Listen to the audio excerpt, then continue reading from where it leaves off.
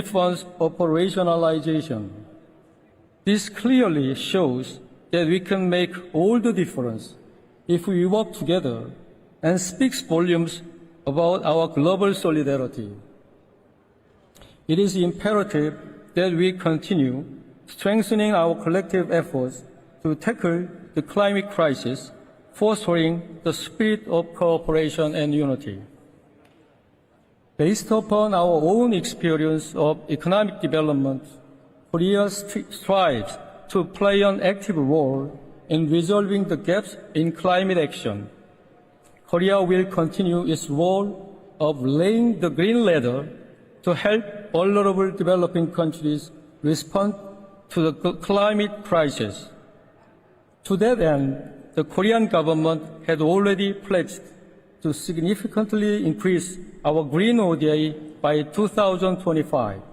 In addition, Korea has pledged to contribute additional $300 million for GCF's second replenishment. Lastly, we suggest that climate action should be effective and realistic. The world is undergoing multiple crises. That is why tackling the climate crisis calls for the most realistic and effective way. The key, we believe, is in energy transition driven by advanced climate technologies. Last September, President Yoon proposed the formation of the Carbon-Free Alliance as a realistic solution for countries to reach carbon neutrality. This initiative calls for utilizing all carbon-free clean energy sources in addition to renewables, depending upon each country's circumstances and conditions. We look forward to your support for this initiative. Excellencies, ladies and gentlemen, the fight against climate change will never be successful if we do not join all our forces. We have no time to stay idle. We do not have the luxury to meander. We must go forward as our compass leads us. The Republic of Korea will strive to lead this pathway. Thank you.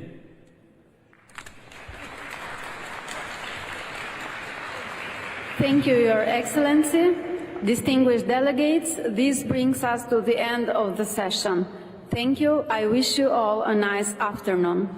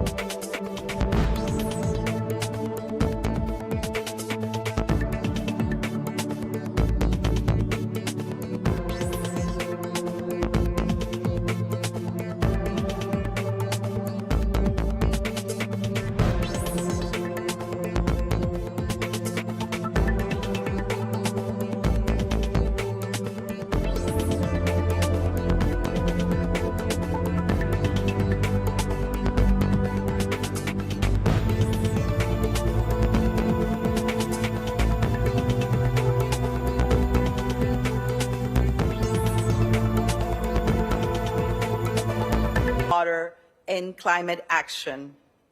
I am very honored to moderate the session, and it is, I have to say, only the second time in 28 years of history that water is formally featured in a COP summit. So we are very, very pleased. And you can continue to applaud, of course. It is only the second time, but certainly will not be the last. As individuals and governments, we are now acutely experiencing climate change through water. Water scarcity or water overabundance is often the pain point where our current systems buckle under the pressure of climate change. As we respond to the global stocktake and close gaps to 2030, water, of course, will be at the center. Today, we will hear from governments and finance leaders on how they are managing these risks around water, as well as converting them into opportunities for the economy, for social development, and the environment. The United Arab Emirates is located in one of the most arid places in climate-vulnerable regions of the world, where it has had to cope with impacts that more and more parts of the world have to face nowadays. I would like now, with further ado, to call our stellar panelists for today's panel on water. Let me call them to the stage. His Excellency Emomali Rahmon, President of Tajikistan. Please come on stage, Excellency.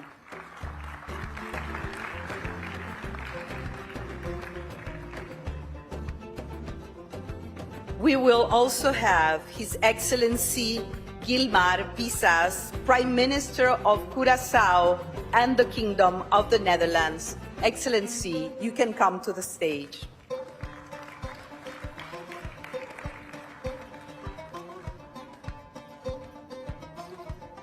I will also call Her Excellency Natasha Pirc-Musar, President of Slovenia. Please join us on stage. And finally, allow me to call Mohammed Al-Jassar, Chairman and President of the Islamic Development Bank. Thank you for joining us here today.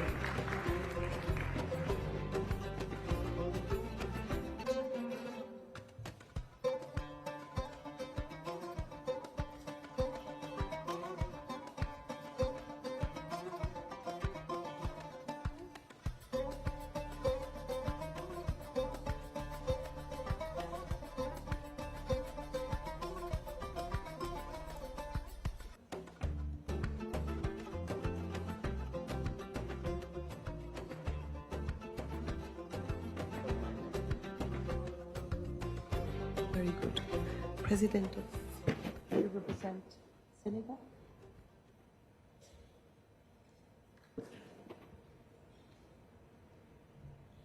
Well, thank you again. We cannot have a better panel today. Earlier this year, the world rallied around water at the very landmark UN 2023 Water Conference. It was the first UN conference on water in 46 years. A little overdue, you might say. Most importantly, it produced a suite of once-in-a-generation initiatives, actions, and norms that directly respond to the climate crisis. The conference was co-hosted by Tajikistan and the Netherlands, which the COP28 presidency had worked with to elevate the political visibility of the COP process and place water at the center. Without further ado, I would like to turn now to His Excellency Emomali Rahmon, the co-chair of the very historical UN 2023 Water Conference, and also the originator of the International Decade for Action on Water for Sustainable Development. You have the floor, Excellency.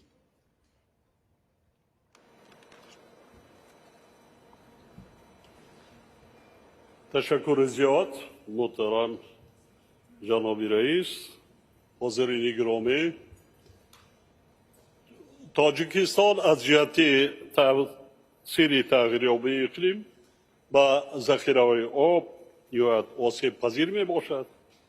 بنابراین تغییرآبی اقلیم در تاجیکستان با سرعت آب شدن پیریک‌ها و همساله سیل و آبخیزی‌ها و دیگر آفات‌های طبیعی مربوط به آب رخ می‌دهند. بر اثر آنها به اقتصاد کشور خسارات زیاد هر سال وارد می‌شود.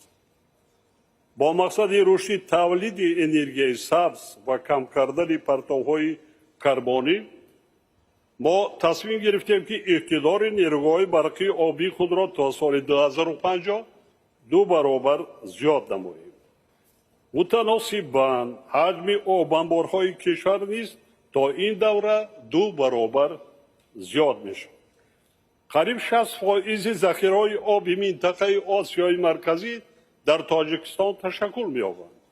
از این نگاه آب انبارهای ما برای تأمین منتظم کشورهای منطقه با آب کاریزی نیز خدمت خواهند کرد. مسلم است که تلاش و عملهای جدیدتر را طلب می‌کند. در رابطه با خطر و تهدیدهای آب و اقلیم می‌خواهم سه نکته مهم را ذکر نمایم. یکم، درک عمیق مسئله و پیشبرد ثمرناک آن پیش از همه اراده سیاسی و توجه مشترک سران دولت‌ها و حکومت‌ها را طلب می‌نماید. همکاری تاجیکستان و نیدرلند همچون کشورهای بالا آب و پایان آب گواهی واضح همکاری‌های سازنده در این سمت میباشد. دوم، امروز ما شاهد عهده‌داری دسته‌جمعانه بانک‌های بین‌المللی رشد جهت صورت بخشی به مبلغ‌زاری ساحه آب و اقلیم گشتیم. همزمان ضرور می‌شماریم که دیگر جانب‌ها نیز تلاش‌های خود را در این سمت فعال نمایند. سوم، ما باید تهیه و تطبیق مکانیزم‌های مشترک رسانیدن کمک‌ها را به کشورهای آسیب پذیر تامین نماییم، زیرا آنها برای رسیدن به هدف‌های مربوط به آب امکانیت‌های محدود دارند. اطمینان دارم که تلاش‌های دسته جامعانه ما در این روند ثمره دلخواه خواهند داد. پیشنهاد ما عموماً این است که درباره بهبود بخشیدن وضع اقلیم، یکم، این رشد انرژی سبز، دوم، رشد اقتصادی سبز، هر دو این عامل آورده میرساند به کم کردن پرتوهای گازهای گلخانه‌ای به اتمسفر. آن چیزی که تاجیکستان میکند، ما 98% انرژی که استحصال میکنیم از انرژی تجدید شونده اکولوژی تازه میباشد و گازهای گلخانه‌ای قریب که به اتمسفر ما پرتوی گازهای گلخانه‌ای نداریم. با این نگاه نکرده ما امکانیت داریم که خیلی منطقه فراخ آسیای مرکزی و آسیا را در آینده با بنیاد آب انبارها، نیروهای برقی آبی با انرژی تجدید شونده و از لحاظ اکولوژی تازه تامین کنیم. با همین راه پرتوی گازهای گلخانه‌ای با اتمسفر خیلی کم میشه. یکی از راهایی که ما کرده ایستادیم و پیش میرویم همین است. 96% اقتصاد تاجیکستان این اقتصادی سبز است. با توجهتون سپاسگزارم. مرحمت بیایید همکاری میکنیم. سلامت باشید.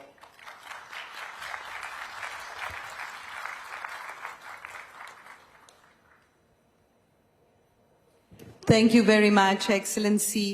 Thank you for your leadership for 2 decades for the global water agenda and for showing us that the connection between energy, water, and climate can be done when you do things right at the national level. And thank you also for bringing up the critical importance of cooperation for a successful water management. So thank you, Excellency, once again. So without further ado, let me now call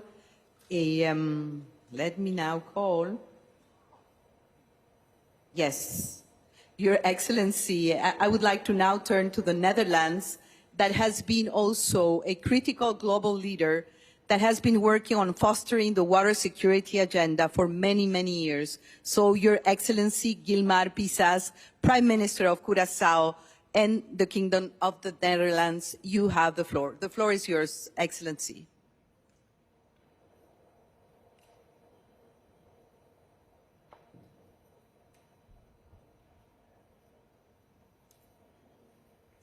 Your Highness, Excellencies, ladies and gentlemen, good afternoon. Climate change manifests itself in water. It is evident that climate change leaves no place and no one unaffected. Its consequences are felt worst by people in vulnerable conditions who have been contributed least to climate change itself. Coming from Curaçao, a small island state in the Kingdom of the Netherlands in the Caribbean, I witness daily how climate change has pushed the water cycle out of balance. Erratic rainfall, droughts, floods, and sea level rise that jeopardizes our freshwater supplies. As one of the states in the Kingdom, Curaçao, along with Sint Maarten, Aruba, Bonaire, Saba, and Statia, we realize very well that we, as a planet, have no choice but to adapt. At the same time, mitigation is a must. Beyond 1.5 degrees warming, our ability to adapt reduces drastically. 90% of adaptation action is water-related. We must make water the engine of climate adaptation. For states, it is particularly essential that support for projects on the islands begins now. This water transition to adapt to a changing climate requires that we invest in technology and climate-resilient infrastructure. In Curaçao, in 2028, we will celebrate the 100-year anniversary of our water desalination, a technology that first debuted on our island. We also have to restore and protect natural freshwater stocks and ecosystems. Groundwater, wetlands, and floodplains are our water buffers, floods, and droughts. And we need water and soil guide our spatial planning and economic development. Climate adaptation requires distinct financing approaches centered around patient-public financing. The Kingdom of the Netherlands is committed to increase its climate finance to 1.8 billion euros and spend more than half of its public climate financing on adaptation. We invite others to do the same and to live up to what we agree in Glasgow. To promote such collective action, the Kingdom of the Netherlands proudly co-hosted the UN Water Conference earlier this year together with the Republic of Tajikistan. And we are grateful that the United Arab Emirates leadership brought the messages of that conference from New York to Dubai. We are happy to contribute through diplomacy, through sharing our know-how, and through financing. Let me share how Kingdom has followed up its commitments in the Water Action Agenda since March. We signed $80 million in grant funding to the World Bank's Global Water Security and Sanitation Program, enabling, among others, the Multilateral Development Bank Collective Water Initiative to be announced here today. We convened the Global Commission on the Economics of Water, which will help redefine how we understand, value, and manage water from the common good. We look forward to their final report next year. We leverage political support from 11 heads of state for universal access to climate-resilient drinking water, sanitation, and hygiene services. We provided $55 million in grant funding to empowering vulnerable local communities to mitigate water risks and disaster and increase resilience in Ethiopia, Sudan, South Sudan, and Uganda. We initiated the International Panel for Deltas and Coastal Areas, IPDC, to support countries and islands in developing their adaptation strategy. Excellencies, let's make water the engine of climate adaptation. We raised our ambition in New York. Here in Dubai, we accelerate progress by putting water at the heart of climate action. Finally, I would like to thank the SITs for their work in continuing to bring attention to this matter and creating partnerships to combat the consequences. Thank you very much. Thank you. Thank you, Excellency. Thank you, Excellency. Thank you, Excellency. Again, thank you for the leadership of your country in the global water agenda.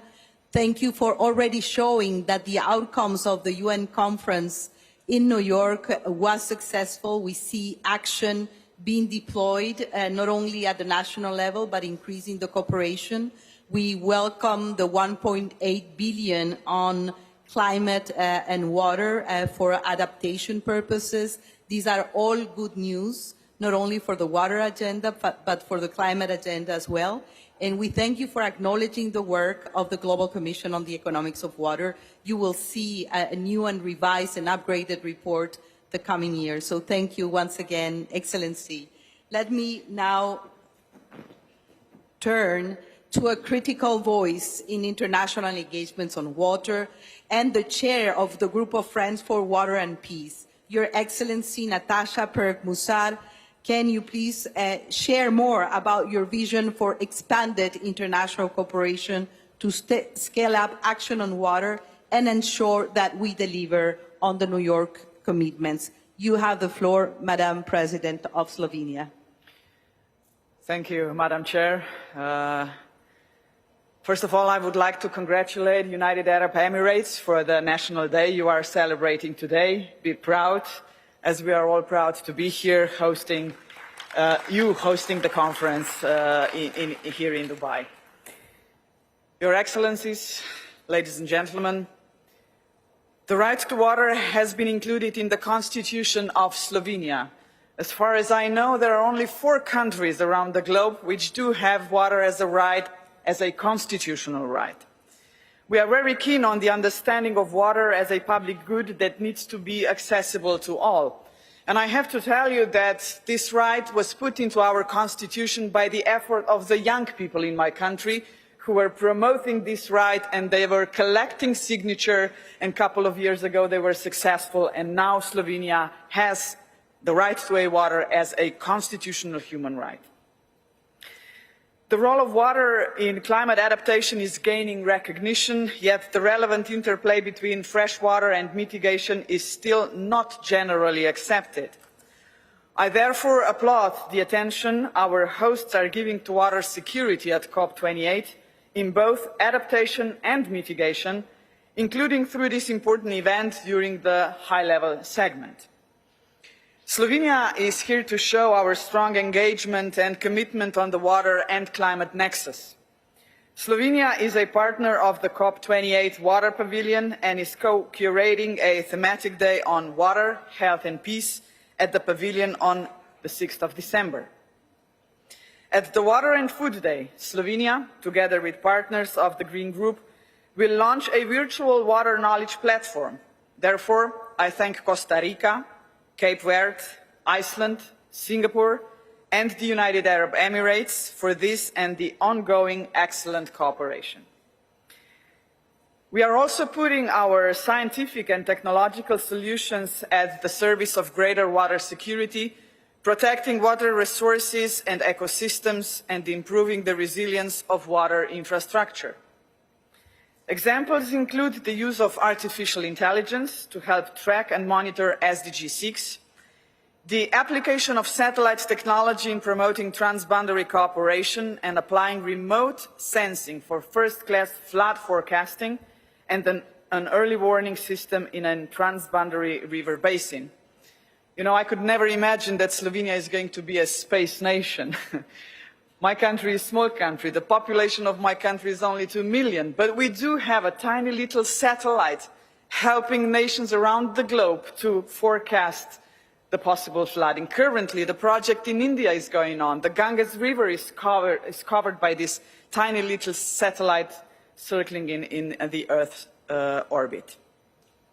So the urgency of water-related challenges demands immediate action at all levels. We need to keep alive the motivational drive that the UN 2023 Water Conference created. For this, we need regular intergovernmental conferences, the appointment of the UN Special Envoy on Water, and the adoption of the UN Strategy on Water. In the meanwhile, the third UN Water Conference in 2026 has been agreed upon, and the UN Strategy on Water is in the making. On the other hand, I have to tell you, I am disappointed by the fact that after more than a year, the call, supported by 150 member states of the UN Secretary General still didn't appoint a UN Special Envoy for Water, and I would really love to see a special person to be the envoy, to be dedicated to the water problems around the globe. We know that there is no life without water. By accelerating water action, we are accelerating climate action. I appreciate these events today as a crucial first step in our understanding of the importance of water for both adaptation and mitigation measures. La vita è bella, joie de vivre. Life is beautiful, at least it was supposed to be beautiful. But it is not without a water. If we go home tomorrow or the day after and try to live with 3 liters of water per day, as it is today the situation in Gaza, believe me, we are not going to be successful in that. We are used to more than 3 liters of water per day. Thank you. And if we are going to use in the future water as a war tactics, nothing good is going to happen on our planet. What are we fighting for? Who's going to be the leader in the world? But I can tell you, to conclude, nature is the only leader in the world we have, and we have to listen to it. Thank you very much.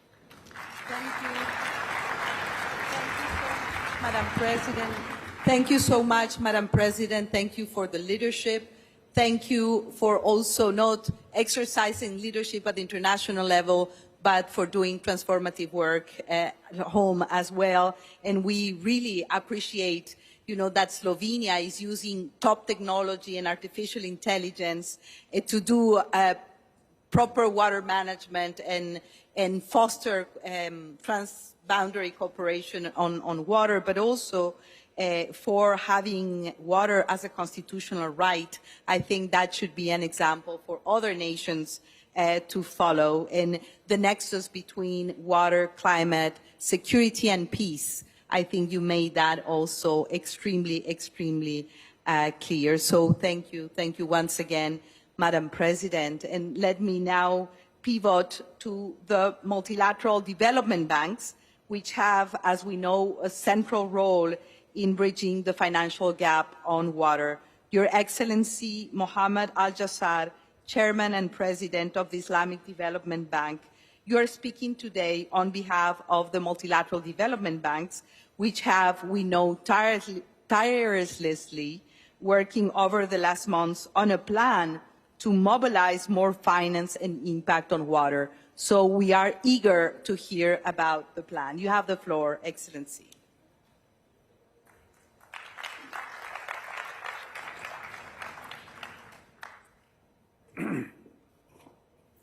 Bismillah ar-Rahman ar-Rahim, Your Excellencies, Heads of State and Governments, dear Multilateral Development Bank colleagues, ladies and gentlemen.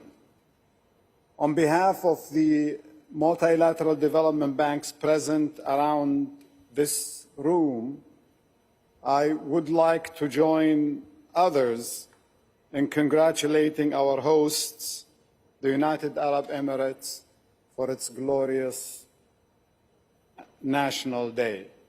So congratulations. I would also like to share with you our collective vision for addressing the water challenges exacerbated by the climate change and affecting all regions of the world. Water security is key to the world's social, economic, and environmental development. In other words, achieving SDG 6 is key to achieving the whole Sustainable Development Agenda and the Paris Agreement. Water and climate change are fundamentally linked. While a lot is known about the adaptation in the water sector, we believe that the water supply and sanitation sector presents opportunities to contribute to the mitigation agenda as well. Better management of water utilities and irrigation systems, for example, would significantly contribute to reducing greenhouse gas emissions. Annual investments currently allocated to the sector are very low. They must triple at least. The investments needed in water-related projects are estimated at $6.7 trillion by 2030 and $22.6 trillion by 2050. These are huge numbers beyond the capacity of the MDB's combined resources. During the last 5 years, 2019 to 2023, we have been collectively providing an annual average of $9.6 billion to finance the sector in developing countries, benefiting on average 79 million people per year.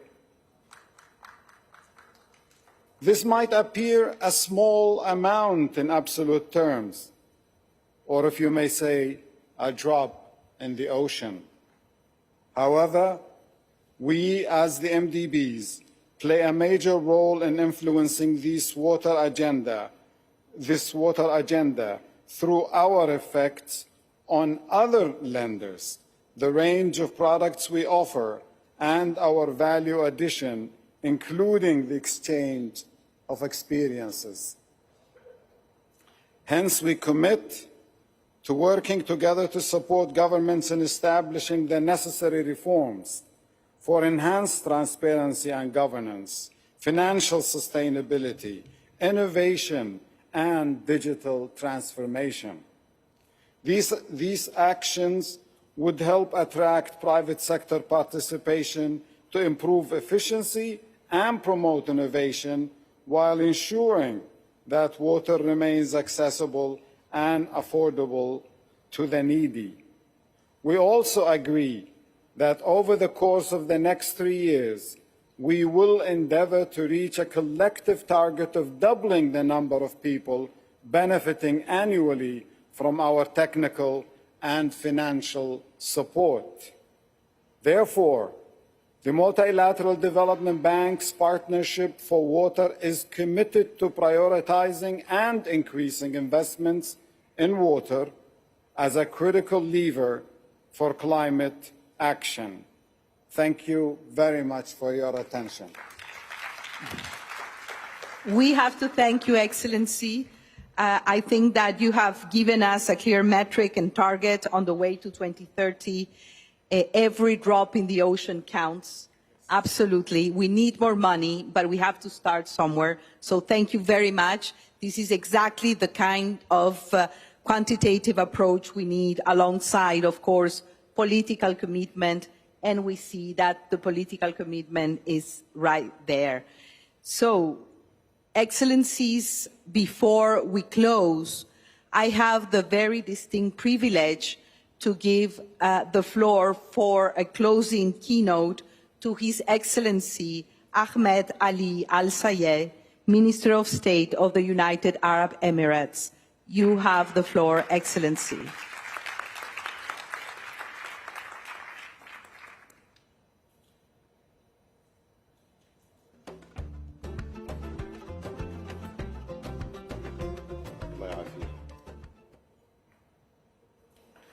Excellencies, colleagues, distinguished guests, thank you for the opportunity to discuss this critically important issue with you today. Water is a fundamental human right and the lifeblood of our shared earth. It is fundamental to all life, a key driver of human progress and development, and a critical enabler of all global climate agendas, including the Paris Agreement and the 2030 Agenda. To that end, we must acknowledge that COP28 takes place in one of the world's most water-scarce regions. In fact, my generation grew up without running water. And my father's generation imported water from across the region to survive. And without special knowledge of water locations, most of our region and techniques, most of our region populations would have perished. The UAE and its neighbors in the MENA region rank among the most water-stressed nations on earth. And we are not alone in facing the damaging effects of droughts, heat waves, and other hazards as water scarcity spreads to other parts of the world. According to recent estimates, water scarcity could result in a scenario where by 2025, over 1.8 billion people could find themselves living in countries or regions with absolute water scarcity, meaning a lack of supply after all feasible options to enhance supply and manage demand have been implemented. It almost always means restrictions on water usage. And even without absolute water scarcity, an estimated 2/3 of the global populations are living under water-stressed conditions. The links between water and climate change must be front and center of all our efforts. Water is the primary medium through which people experience climate change, from droughts to flood to sea level rise, and we must recognize At the same time, the water enables all adaptations and mitigation solutions and is a prerequisite for a just climate future. We will fail on climate change if we do not solve water. Nevertheless, the seriousness and urgency of the threat posed by water scarcity have not been fully recognized around the world, with water scarcity not receiving the necessary levels of public attention and financial investments globally.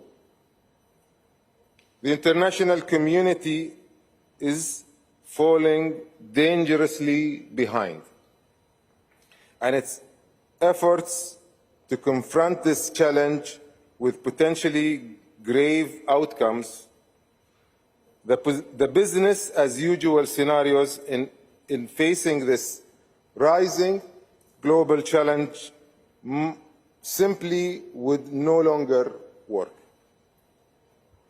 Given that no nation will be immune to the cascading effects of unmitigated water scarcity, making this truly a global issue, delivering an important and urgent, comprehensive and coordinated response from the international community is crucial to achieving a water secure and climate just future. The UAE is committed to prioritizing action to address water scarcity with the urgency required. I am therefore pleased to announce a pledge of $150 million in new funding to support efforts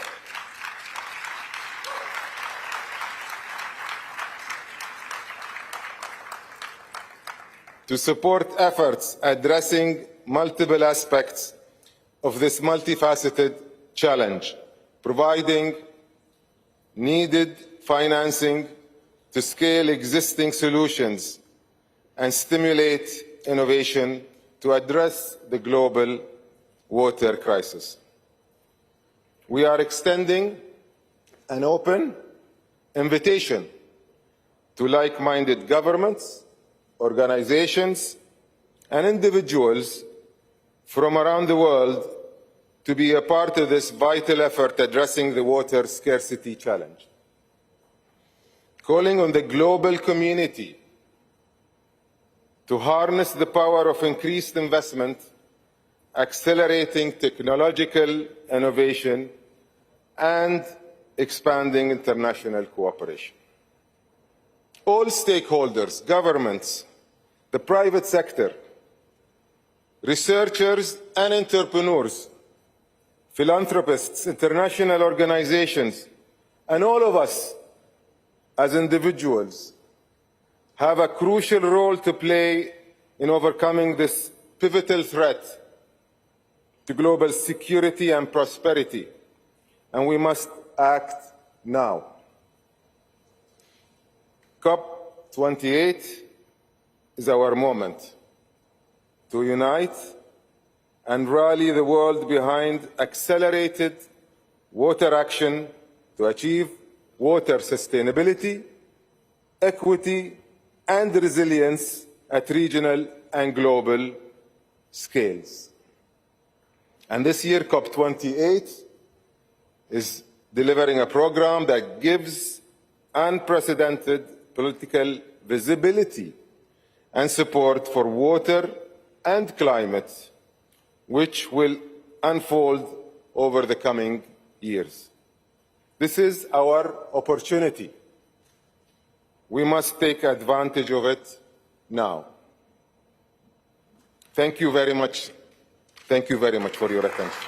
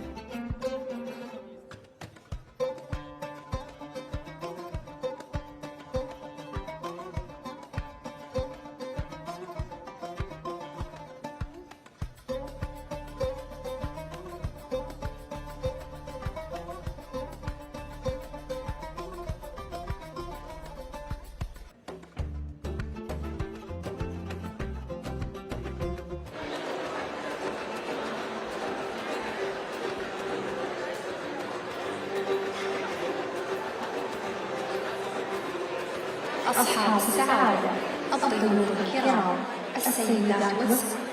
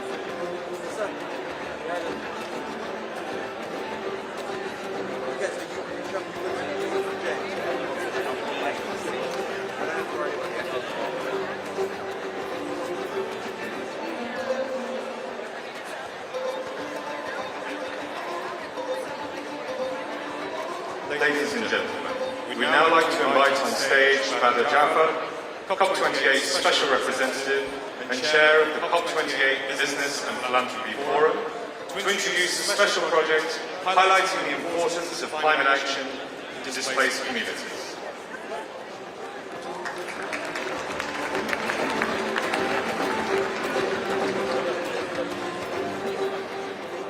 Your Excellencies, ladies and gentlemen, music is the universal language that transcends borders and boundaries. And aligned with the truly inclusive spirit of COP28, engaging all cultures and regions of the world in unity for an urgent common purpose, we are honored to launch the COP28 Lasting Legacy Charity Anthem. This anthem was written by award-winning producer, my brother Red One, featuring 13 incredible artists from across the world, singing in their own beautiful languages, in solidarity for united climate and nature action. All proceeds for this uplifting song will go towards supporting climate adaptation projects for vulnerable communities in partnership with the UNHCR and the IRC. So please join me, a big hand of applause, please join me in welcoming these amazing artists to the stage for the debut performance of Lasting Legacy.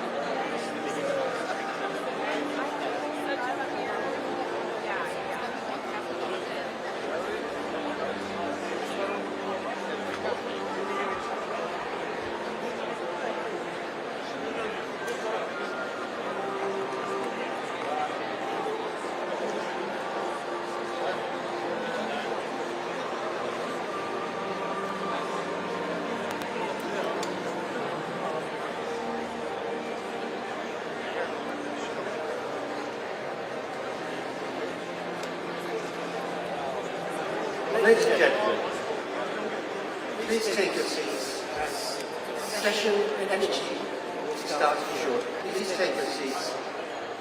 Session energy will be starting shortly. Please ensure that your mobile devices are switched to silent. Thank you.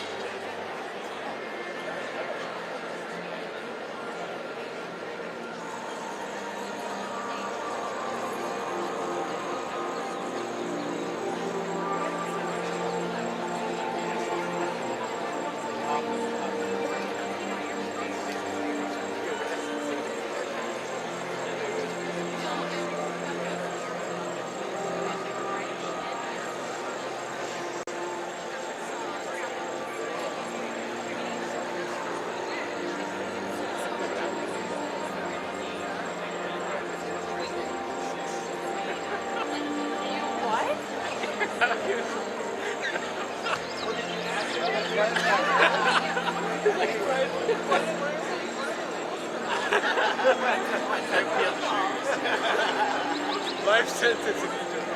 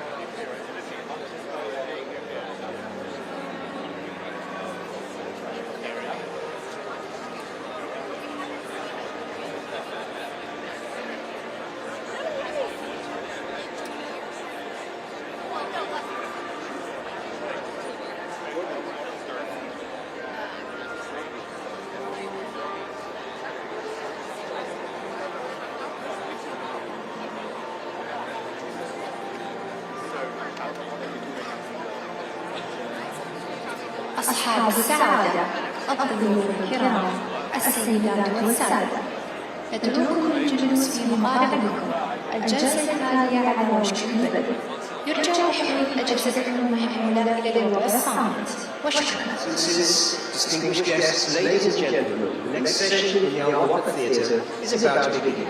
Please take your seats and ensure that your mobile devices are switched to silent.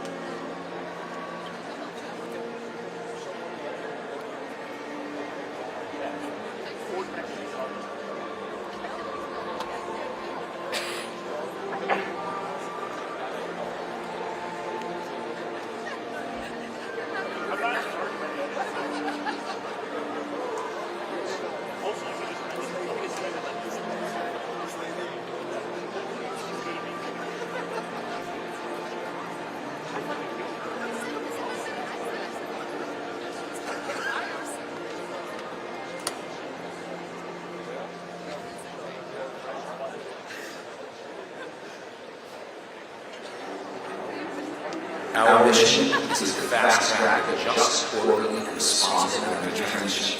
It is time to build the energy system of the future. How do we cut 22 gigawatts of emissions by 2030 to keep the 1.5 degree target within reach? How do we align energy supply with demand to deliver effective action?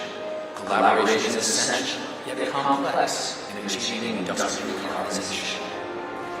We aim to unite energy suppliers and consumers in a cohesive action plan. We will work to triple renewable capacity and double energy efficiency by 2030. We focus on cutting methane and non-CO2 greenhouse gases to close the gaps to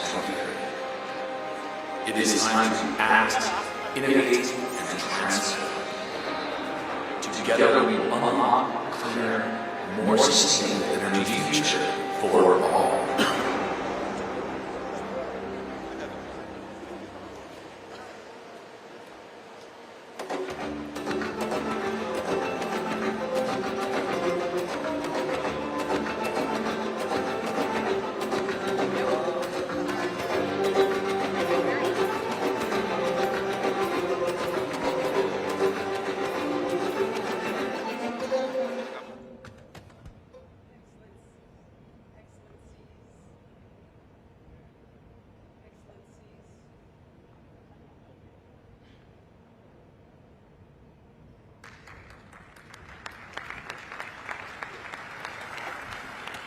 Excellencies, dear heads of state, dear heads of international organizations, good afternoon and a very warm welcome to this session of the World Climate Action Summit. I'm Melinda Crane, and on behalf of the COP28 presidency, it is a very great honor to accompany you today as moderator. Our focus, as you just heard, is fast-tracking the just, equitable, and orderly energy transition, and I know that you need no reminder from me that this aim is absolutely urgent. The first global stocktake will formally conclude its work within the coming days, but we already know many of its conclusions, and they are clear. While some progress has been made, we are not where we need to be. To reach the Paris goal of limiting global warming to 1.5 degrees centigrade, we must up our game across the energy sector. This session, while outside the conference's official negotiating track, offers a key opportunity for collective action by all of you here in the room, by all leaders here today, to close the gaps that have been identified during the stocktake and fast-track emissions reduction. Just a very quick word on our program.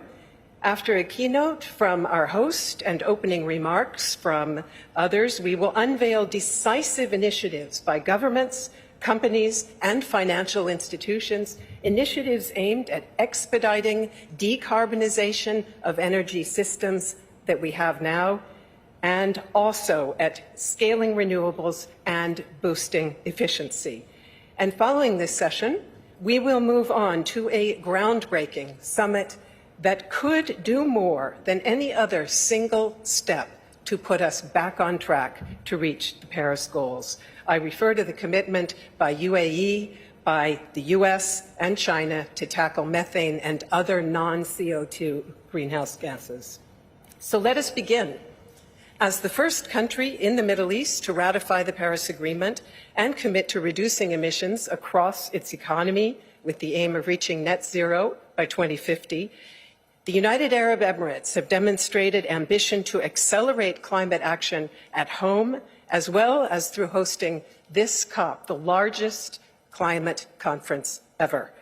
Energy is a key pillar of a vision that's geared toward driving real-world solutions that respond to the global stocktake and close the gaps to 2030. We hear more now from our host, the president of COP28, UAE. Excellency, Dr. Sultan Ahmed Al Jaber, you have the floor. Welcome.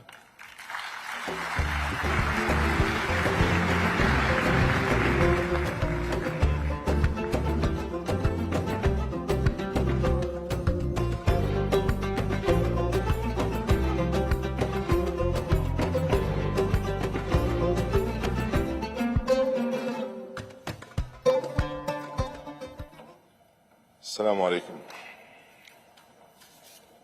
Excellencies, heads of states and government, dear colleagues, distinguished guests, delegates, friends, and partners. Welcome to the United Arab Emirates, to Dubai, and to COP28. And allow me first to thank all of you for being here in person, for your engagement, for your guidance, and for your continued support. I'd like to begin this conversation with you today with a very simple point, and that is energy is actually our friend. Energy is our friend. It runs everything we rely on, from phones to factories. It keeps our homes,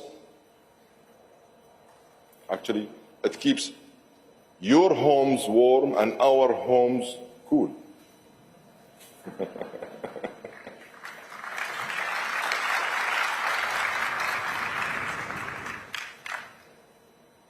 It allows children to study at night and hospitals to treat them if they become ill. In short, the world does not work without energy. Yet, the world will break down if we don't fix the energies we use today. The world will break down if we don't mitigate the emissions at a gigaton scale. And the world can potentially break down if we don't rapidly transition to zero carbon alternatives.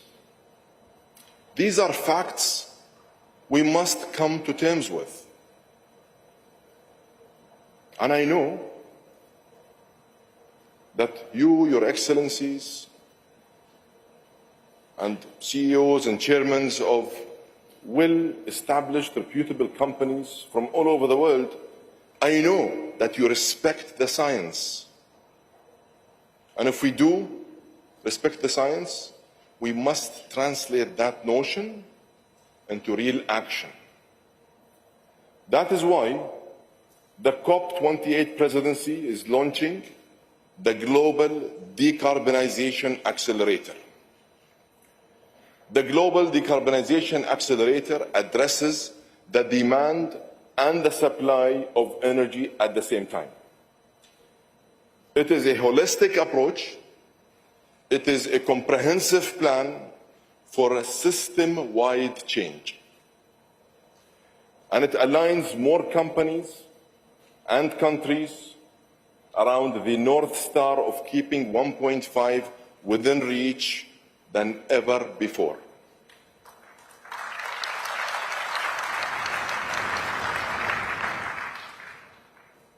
It is a fact. It is indeed a fact that this program and this initiative does align with keeping 1.5 within reach. And yes, it is the first time ever.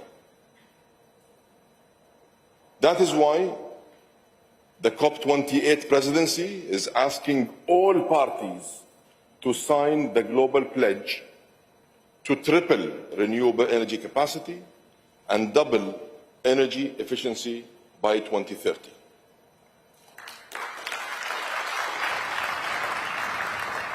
And I have some good news for you. Up until this moment, before I stepped on stage, we have received 117 signatories representing 117 countries. So 117 countries have endorsed the pledge, and I am here capitalizing on this opportunity to be loud and clear about my continued persistence of asking all parties to join. I appreciate those who have believed in our mission and our drive and have signed up to this, but I do need more. And I'm kindly requesting all parties to come on board as soon as possible, please. This can and will help transition the world away from unabated coal. So we don't only come with initiatives that are not pragmatic or practical or fully equipped by real technological solutions and economic propositions. We don't come and say, shut this down, but we don't have the solution. We say we gradually go down on this and we go up on that, and we equip it and facilitate it and enable it with solutions, with technology, with capital, with economic propositions, with policy. That is what is needed. It is not either or. It is a parallel approach. And if we do it right, and if we do it fast, they will converge much faster than you can ever imagine. But we must start. And that said, greening electricity only addresses 30% of the challenge we face today. What does that mean?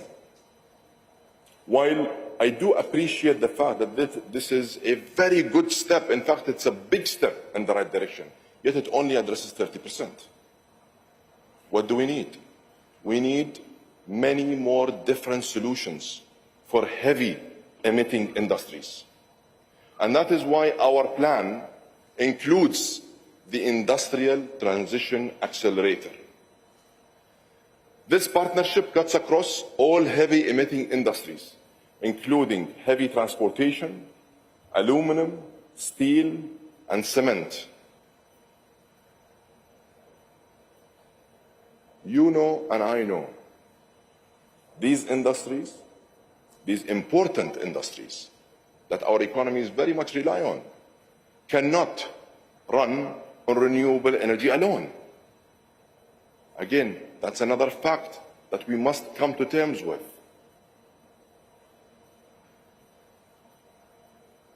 This initiative and program will focus on faster adoption of zero carbon energies like hydrogen. It will push for smart policies to commercialize and scale the hydrogen value chain. And for hydrogen, while I appreciate the progress made thus far,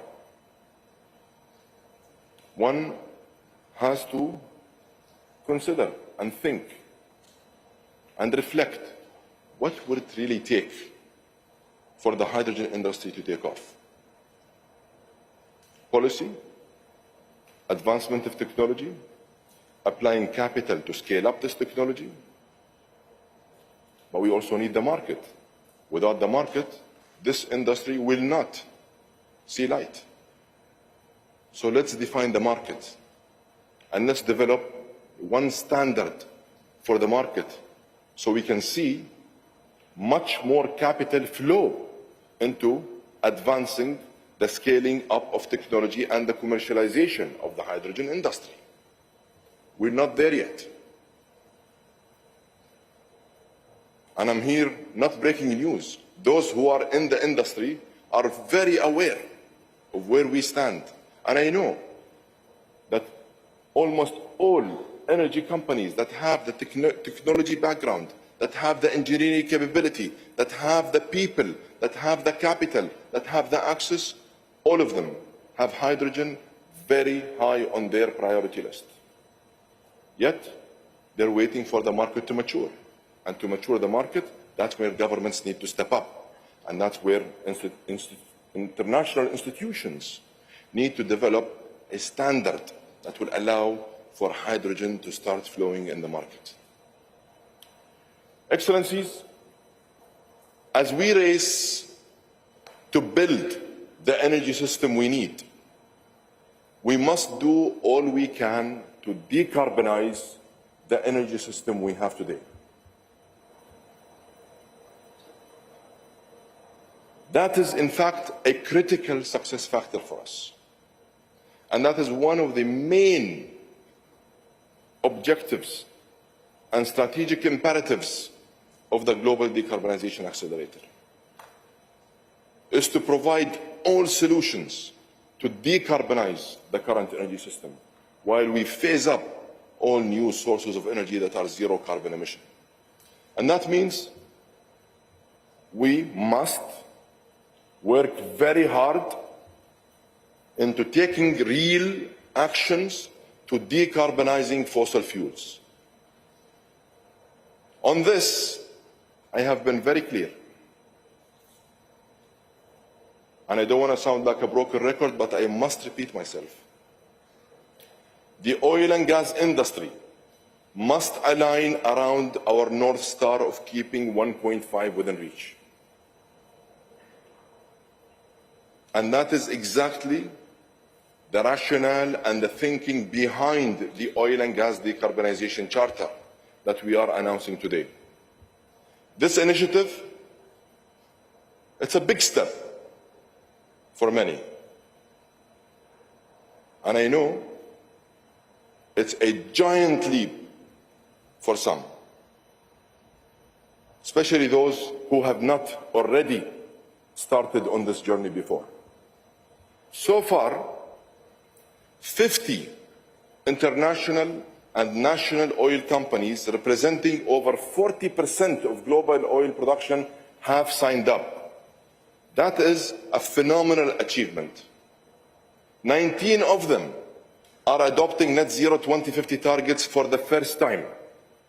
And 31 have also committed to net zero methane emissions by 2030 for the first time.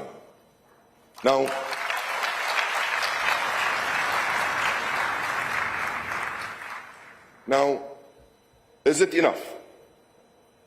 Again, hear me out, please. No, it is not enough. And I say it with full passion and conviction. I know that much more can be done. I know that they have the engineering capability. I know they have the capacity. I know they have the capital. I know they have the technology. I know they have the access. And I know that this industry has decades of accumulated experience in managing the most complex projects. If we were to combine all of these ingredients together and enable it with a platform that will allow for them to talk and to engage and to cooperate and to collaborate, we will be able to move much faster in this energy transition. And that is one of the main strategic imperatives behind the Global Decarbonization Accelerator.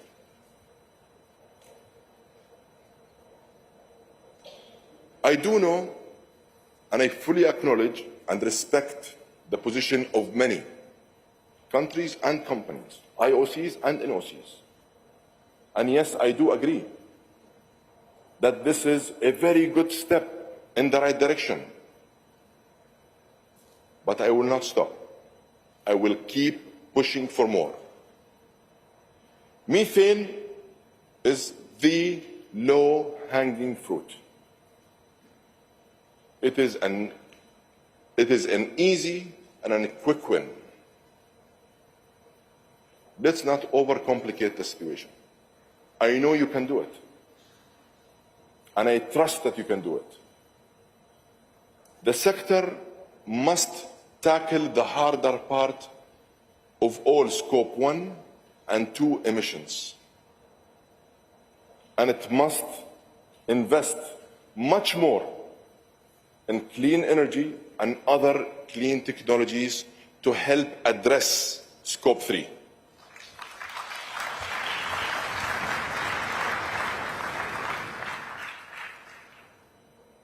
We agreed in the beginning of this discussion that we will be factual and will come to terms with realities.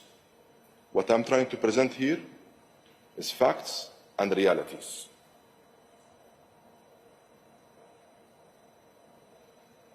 And like I said, and just like I'm asking companies and industry and corporates to step up, I am also asking governments to step up. They need to be creative, they need to be innovative, and they need to come out of their comfort zone. They need to start thinking in a more progressive manner to develop new policies that will help trigger and activate and incentivize and motivate the private sector to come and invest more in decarbonization as well as in the new sources of energy. Methane and other non-CO2 gases are responsible for half of today's global warming. That is why the commitment made by the US and China last month was such a historic moment. And we're very proud, as the United Arab Emirates, to be the ones that have enabled this whole engagement.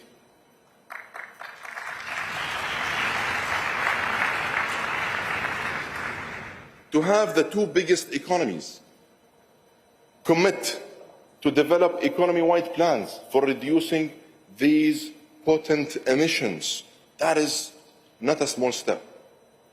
That is, in fact, a big achievement. And I'm asking all parties to submit 2035 NDCs that are economy-wide and cover all GHGs in their submissions.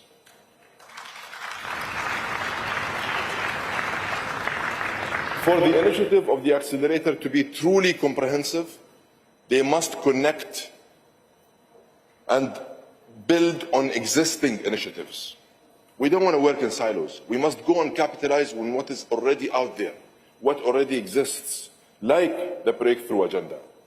Today we are launching the Emirates Breakthroughs, which outlines priority and actions for government and for private sector, like investing jointly in collaborative programs in research and development.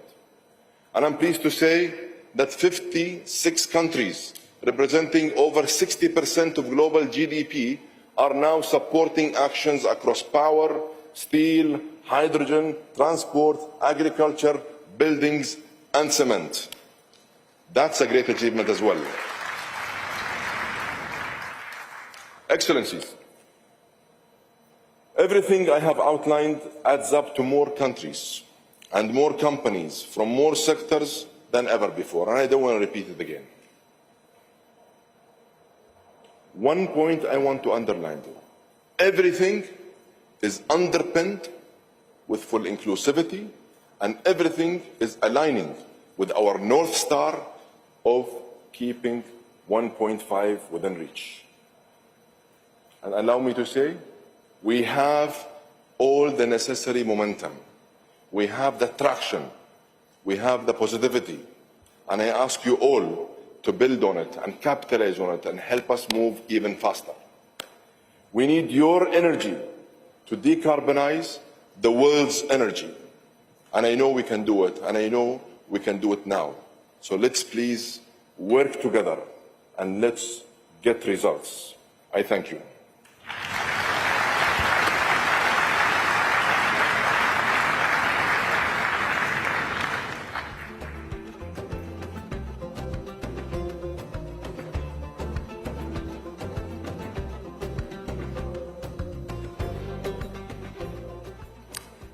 Many, many thanks to COP28 President, His Excellency Dr. Sultan Al Jaber, for those clear words and for sharing your vision and your determination and your energy with us. And I look forward to welcoming you back on stage later on for our Methane Summit. Now, we want to pick up and do a deeper dive on several of the central components of the vision that Dr. Al Jaber just outlined. We are going to begin with the Industrial Transition Accelerator, and I'd like to ask our leaders to join us as I read off your names. Michael Bloomberg is UN Special Envoy on Climate Ambition and Solutions. Mark Carney is the UN Special Envoy for Climate Action and Finance. Simon Steele is Executive Secretary of the UNFCCC, and Faustine de la Salle is CEO of the Mission Possible Partnership, which brings together climate leaders and companies dedicated to industrial decarbonization. So if you'll please join me here on stage, then we can get started.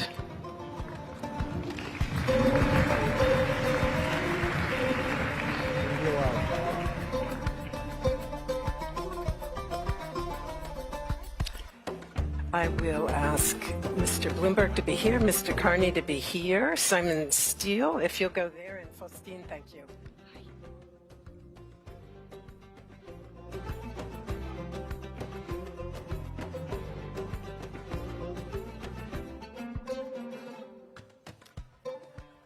A very warm welcome to all of you. And because this is a lightning round, I'm going to dispense with long introductions and lists of your amazing achievements and simply get right down to business. And as Dr. Al-Jaber reminded us, a major goal of the COP28 presidency is accelerating decarbonization of existing systems. And to that end, you are jointly inaugurating here and now a new platform to overcome one of the biggest challenges that we face, namely cutting emissions where it's especially hard to do so in sectors such as heavy industry, energy, transport, which according to the IPCC together account for nearly 3/4 of all greenhouse gas emissions. So I'd like to ask you to tell us, if you would, about the genesis of the Industrial Transition Accelerator, its aims, its modus operandi, and especially how it will add value to a mitigation landscape that is already crowded with initiatives and projects and acronyms, and what you think is really special about this particular Industrial Transition Accelerator. And I'll start right here with Michael Bloomberg. Well, thank you. Live here? I guess maybe you may need to speak from the podium up there. Sorry.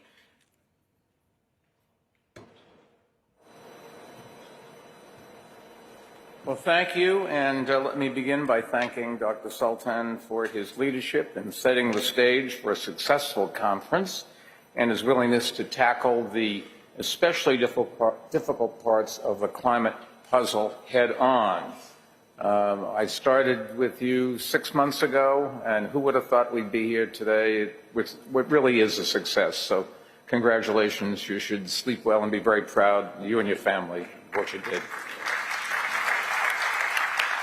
As the world comes together for COP28, the good news is the global switch to clean energy is speeding up and building momentum. However, it's still not happening fast enough. And most of the progress has been in the electricity and transportation sectors, not in the industrial sector, and that needs to change. The challenge is, how do we cut emissions while still growing the industries that fight poverty and promote prosperity? For example, concrete and steel are essential to building roads, homes, offices, and machinery. But right now, concrete and steel production creates a lot of emissions. Another example is shipping and aviation. They make global trade possible, and global trade is the single most powerful anti-poverty program the world has ever created. But shipping and aviation also produce a lot of emissions. We want to expand these industries, especially in the global south, while at the same time reducing their emissions. It is a complex challenge, but it's one that we can meet with new partnerships across government and finance and private business. And Dr. Sultan deserves a lot of credit for making this challenge a key focus of his role as COP president. Today, I'm glad to announce that we're forming a new global partnership to take on the challenge. It's called the Industrial Transition Accelerator. Its goal is to drive more capital to technology that can help to decarbonize heavy industry including promising new energy sources like green hydrogen. It will also help companies develop plans to cut carbon emissions and help develop policies that support and incentivize those cuts. The UAE and Bloomberg Philanthropies will co-fund the initiative. It brings together a great group of partners, including UN Climate Change, the International Energy Agency, Mission Possible Partnership, RMI, and the Energy Transition Commission. And more national governments have committed to reaching net zero emissions. So have many of the world's biggest financial firms through GFANZ, or as we call it, the Glasgow Financial Alliance for Net Zero, of which I've been glad to chair with Mark Carney. Mark, thank you for everything that you've done. He's been a long leader when it comes to helping the world finance the transition to clean energy and knock down barriers that stand in the way. And we're fortunate enough, I'm happy to say, to have him both on the boards of both Bloomberg LP and Bloomberg Philanthropies. Mark, we have plenty of work for you to do, but so does the world. Reducing emissions from heavy industry and transport is essential to preventing the worst dangers of climate change. And the science tells us that we really don't have a second to waste.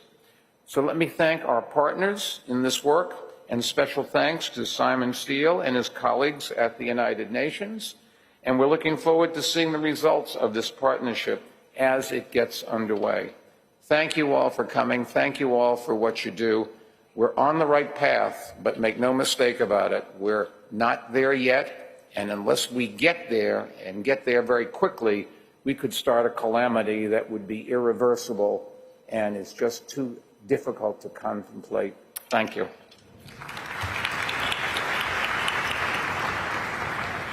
Thank you very much. Straight to Mark. Thank you very much. Thank you, Michael. Your Excellency, Dr. Sultan, thank you for your leadership. Excellencies, Salam Alaikum. I want to pick up where Mike left off, and Dr. Sultan mentioned this as well, and I want to be absolutely clear what we're addressing in the Industry Transition Accelerator.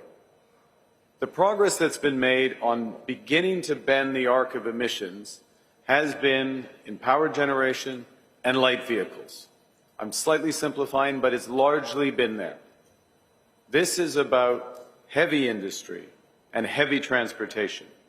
Those sectors generate more than a third of global emissions. There's been very little progress in those sectors. In fact, those sectors, the emissions in those sectors will rise by another 30% by 2050 on current trajectories, making it impossible for the world to get to 1.5 degrees.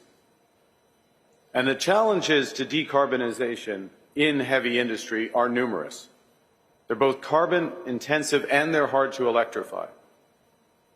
Reducing emissions requires investments in new low carbon manufacturing, in green hydrogen, and deploying at large scale carbon capture and storage. And many of these technologies are early stage, they're nascent. All of them are uneconomic at small scale. There are regulatory barriers.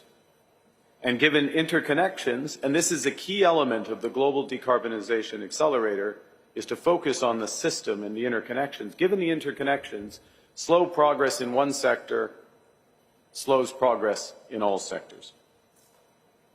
So as a consequence of this, many companies in these sectors, these heavy emitting sectors, are caught in transition traps. They know what they need to do, but they struggle to get the financing to cut emissions meaningfully. And without a clear path forward, investors demand the return of cash flows today rather than encouraging those companies to invest in a low-carbon tomorrow. The ITA will help spring those traps. It'll do so by bringing together industry leaders with policymakers, with finance, and with those technical experts that Mike just mentioned.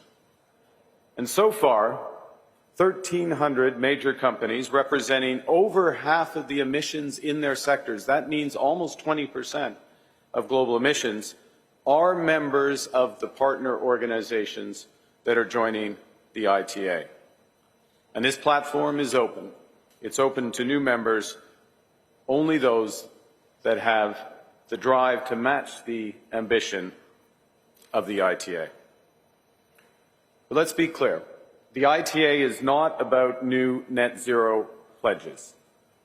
It is about unlocking investment to deliver decarbonization solutions across steel, aluminium, cement, chemicals, shipping, and aviation. And it will help those companies with science-based targets and credible transition plans to get the sustainable product demand, the finance, and the policy support they need to decarbonize. And, crucially, it will improve collaboration between sectors and with energy so that all can move faster together. The way it'll do this is to leverage existing initiatives, but at a totally different scale and scope, combined with the public and private sector to lift barriers and turbocharge progress.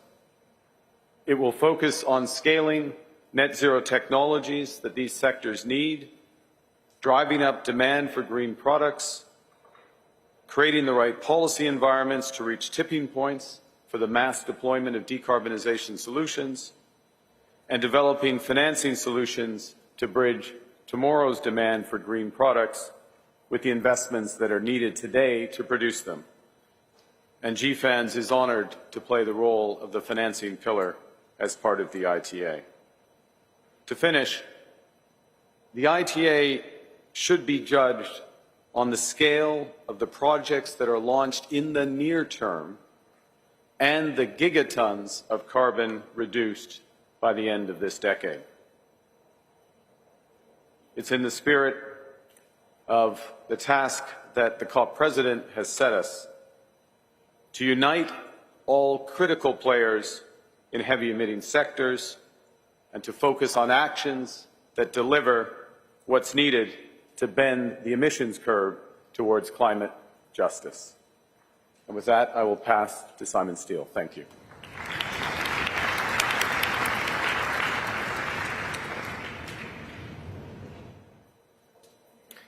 Thank you, Mark. Excellencies, distinguished guests, ladies and gentlemen. Today, as a newly fledged co-chair, I'm pleased to welcome the Industrial Transition Accelerator, the ITA. The ITA represents a strategic convergence of policy, finance, technology, and collaborative efforts to make significant strides in various sectors, including heavy industry, energy, and transport, to keep 1.5 within reach. From the UNFCCC's perspective, a key aspect of the ITA is the policy connection. This initiative can play a crucial role by annually feeding back the progress and challenges faced across industries to the COP process. The ITA can facilitate the sharing of experiences from diverse stakeholders through projects and collaborative efforts, driving cross-sectoral and sector-specific decarbonization. Focusing on addressing critical challenges and driving solution implementation, the ITA structure can boost the sustainable industrial transition. As we look forward to COP30 in Brazil, we anticipate witnessing substantial progress by both parties and industry toward our collective goal of limiting global warming to 1.5 degrees. This initiative has the opportunity to not only deliver tangible results, but also support parties by using lessons learned from projects to inform policy conditions necessary to deliver on the Paris Agreement at scale. I want to thank my fellow co-chairs, Dr. Sultan, Mike Bloomberg, Mark Carney, for putting forward the Industrial Transition Accelerator to unite industry, finance and policy around a common table to tackle key decarbonisation challenges.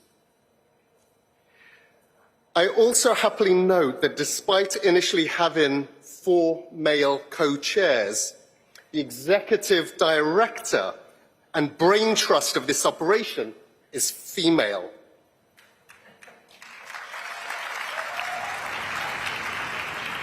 Thanks to the leadership of Faustine, I think this initiative has a chance it may just work.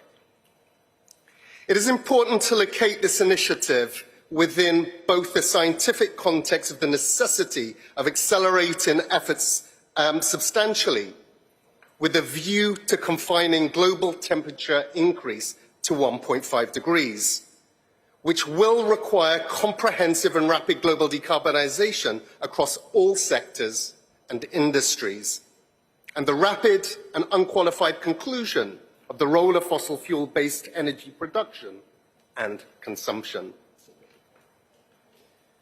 With its cross-sector approach and sector-focused support, the ITA can unlock a first wave of projects catalysing multi-stakeholder support and accelerating our journey towards sustainable, low-carbon future.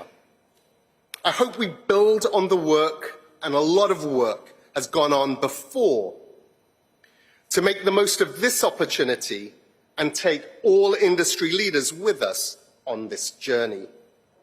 I look forward to supporting this effort as part of the Leadership Council of the ITA. I thank you. Very much, Simon Steele. And Faustine de la Salle. Your Excellencies, distinguished guests, since 2019, the Mission Possible Partnership and many partners who are present in this room today has been focusing on demonstrating that it is feasible to reach net zero emissions in all of those heavy emitting industry and transport sectors. And we've galvanized corporate leadership in those sectors. We're delighted and grateful today to be partnering up with the COP28 presidency, the UN Climate Change, UN Envoys and Bloomberg Philanthropies to host the Industrial Transition Accelerator. This ITA will enable us to scale up and speed up our collective efforts. The clock is ticking.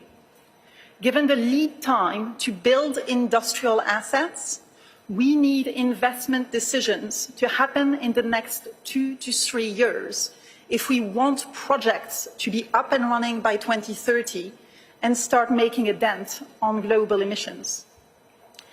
The renewable energy revolution shows us that investment can flow if the business case is there. But today, in the heavy emitting sectors we're talking about, we are still facing a green premium. So how can we unlock investment in those conditions? We need a number of ingredients to line up. We need to scale clean energy solutions for energy-intensive sectors. We need to achieve technology cost reductions through economies of scale. But to get to that scale, we first need demand at scale, even if the green products today are still more expensive than their grey equivalent. We need, therefore, policy frameworks that will not only improve the economics of supply, but also drive demand through regulation and mandates. And we'll need financial mechanisms to help de-risk the first wave of investment. The ITA is an unprecedented effort to boost existing initiatives that already address each of those challenges, but also to orchestrate the multi-stakeholder collaboration that we need across those different dimensions of the ecosystem to unlock projects. We'll do that on a global scale where we need harmonization across borders. And we'll do that locally as well, hand in hand with governments, to help unlock projects in a diverse set of geographies. Together with all of our partners, we can create the favorable conditions for investment at scale. We can support a pipeline of projects and put shovels in the ground in the next few years across the globe. We can learn from those first projects to do faster and to do better for the next wave of projects. But let's be clear, there will be economic and political headwinds. And so in that context, what we will need is unwavering commitment to collaboration and tenacious leadership from industry, from finance, and from governments to succeed and to keep us on track with 1.5 degrees. Thank you. Thank you very much to all of you. And before you leave us, before you go back to your places, may I ask you to stand and do one very quick family photo for the new accelerator to commemorate this moment. So if we can get our camera people over here. And ladies and gentlemen, let's please give the Industrial Transition Accelerator partners a very, very warm round of applause.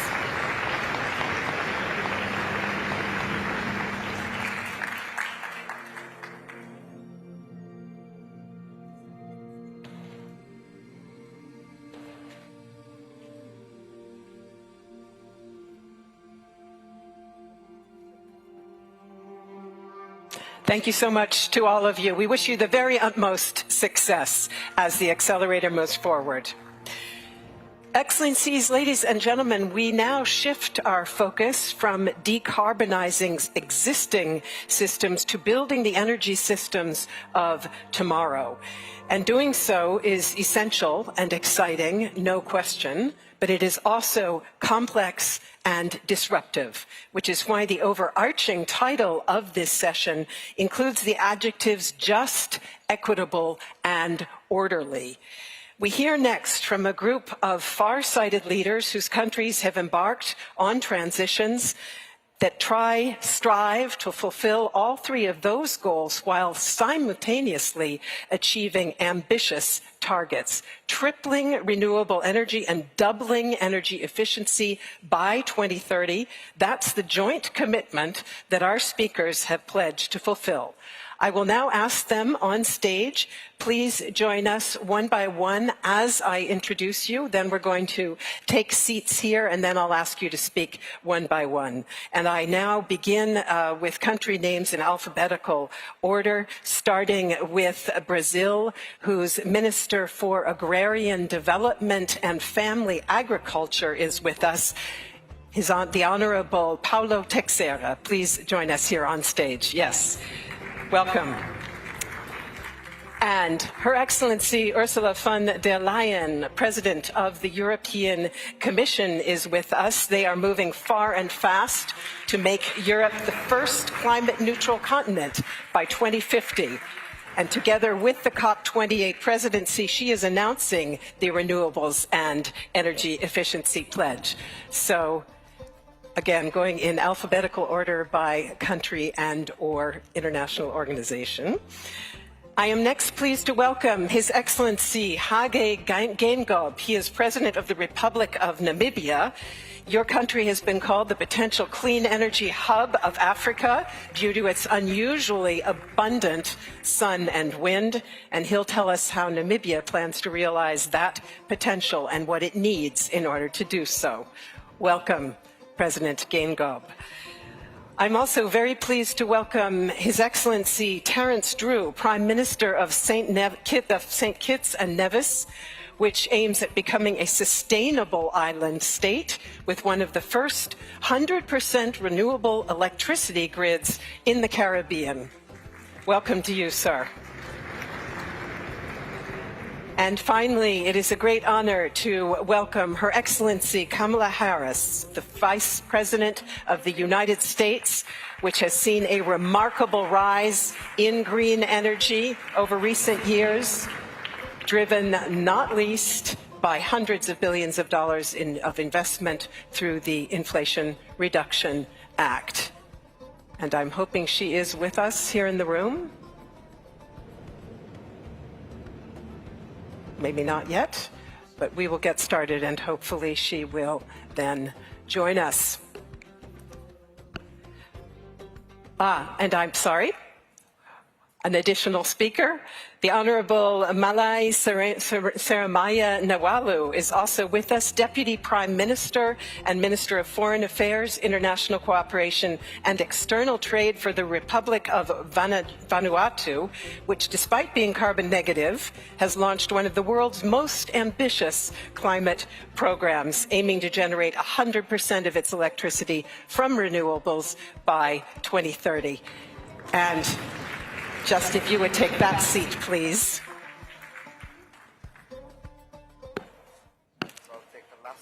You take that one right there. Well, actually, you can go one down, and we'll leave that one vacant in case Vice President Harris does join us. And just a reminder, dear leaders, our window of time is rather tight, so I would be grateful if you would keep your remarks to under 3 minutes. And please, I would like you to speak from the podium since these are not working, as I understand. And we will begin now with Commission President Ursula von der Leyen.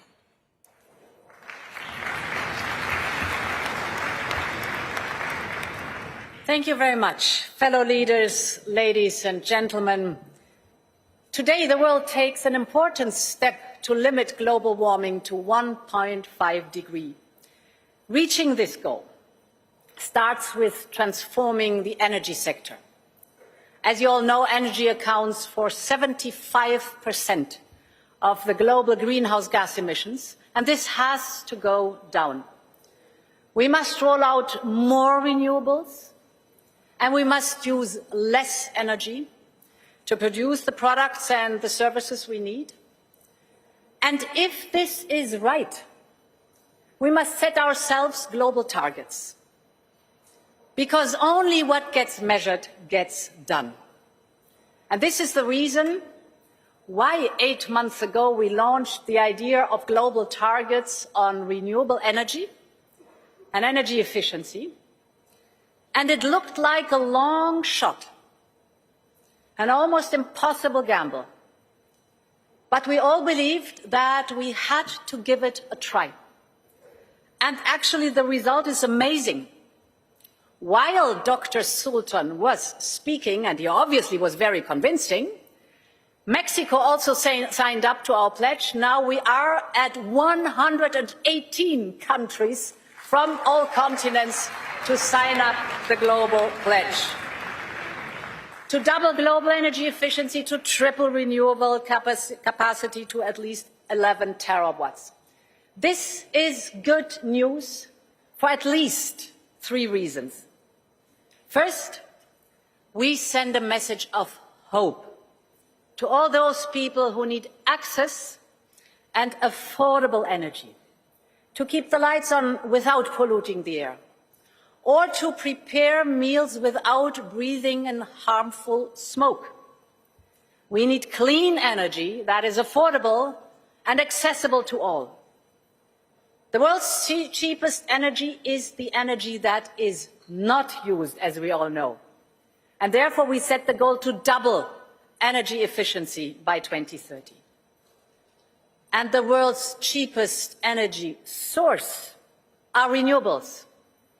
Therefore, the goal to triple renewables by 2030. Solar energy, for instance, is today 10 times cheaper than 10 years ago. And renewables create new and good jobs.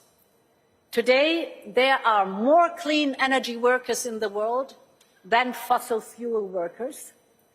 And since 2019, in all regions that saw declines in fossil fuel jobs, clean energy jobs have outweighed these losses by far. So, the transformation of our energy system is not only good for the planet, but it's also good for our economy, and it is good for our workers across the world.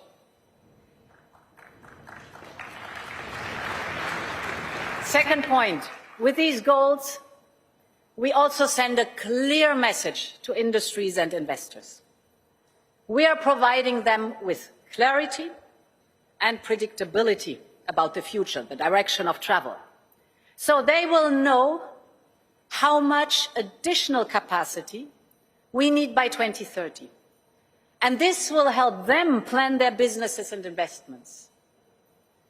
The global targets can mobilize much needed private capital all across the world.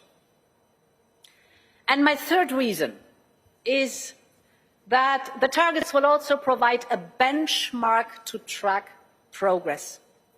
I'm very grateful to the International Energy Agency and IRENA for their commitment to measure progress and to report it, because, as I said before, only what gets measured gets done.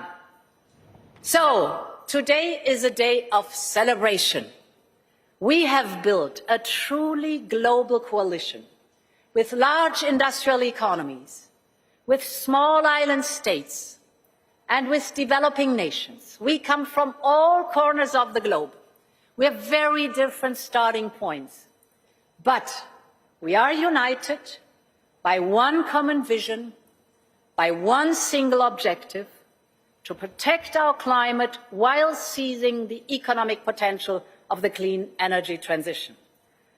I would like to thank all those who contributed. First of all, the COP28 presidency.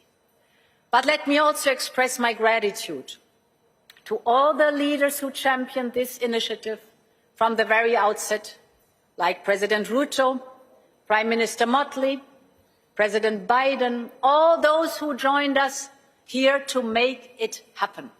Thank you very much. This is a great moment.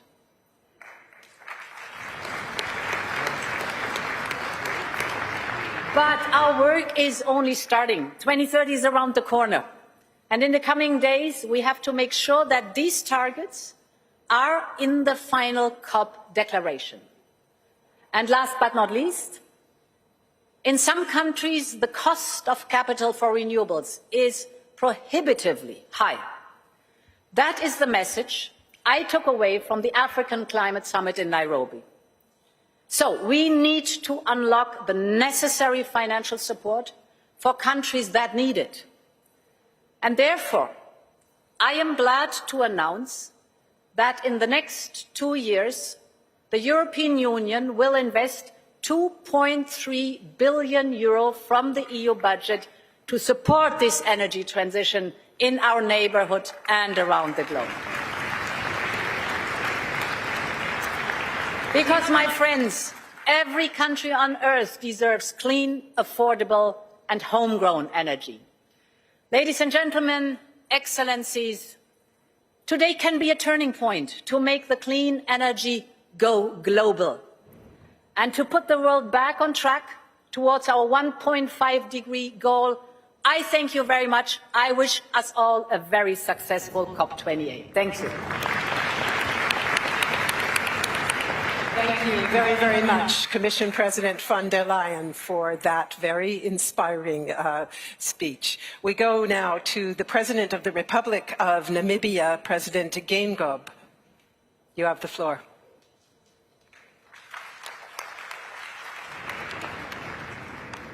A question, please. I'm sorry. I want to post that, and I will make my statement, and you answer me later on. If you have a country, you are focusing on green hydrogen.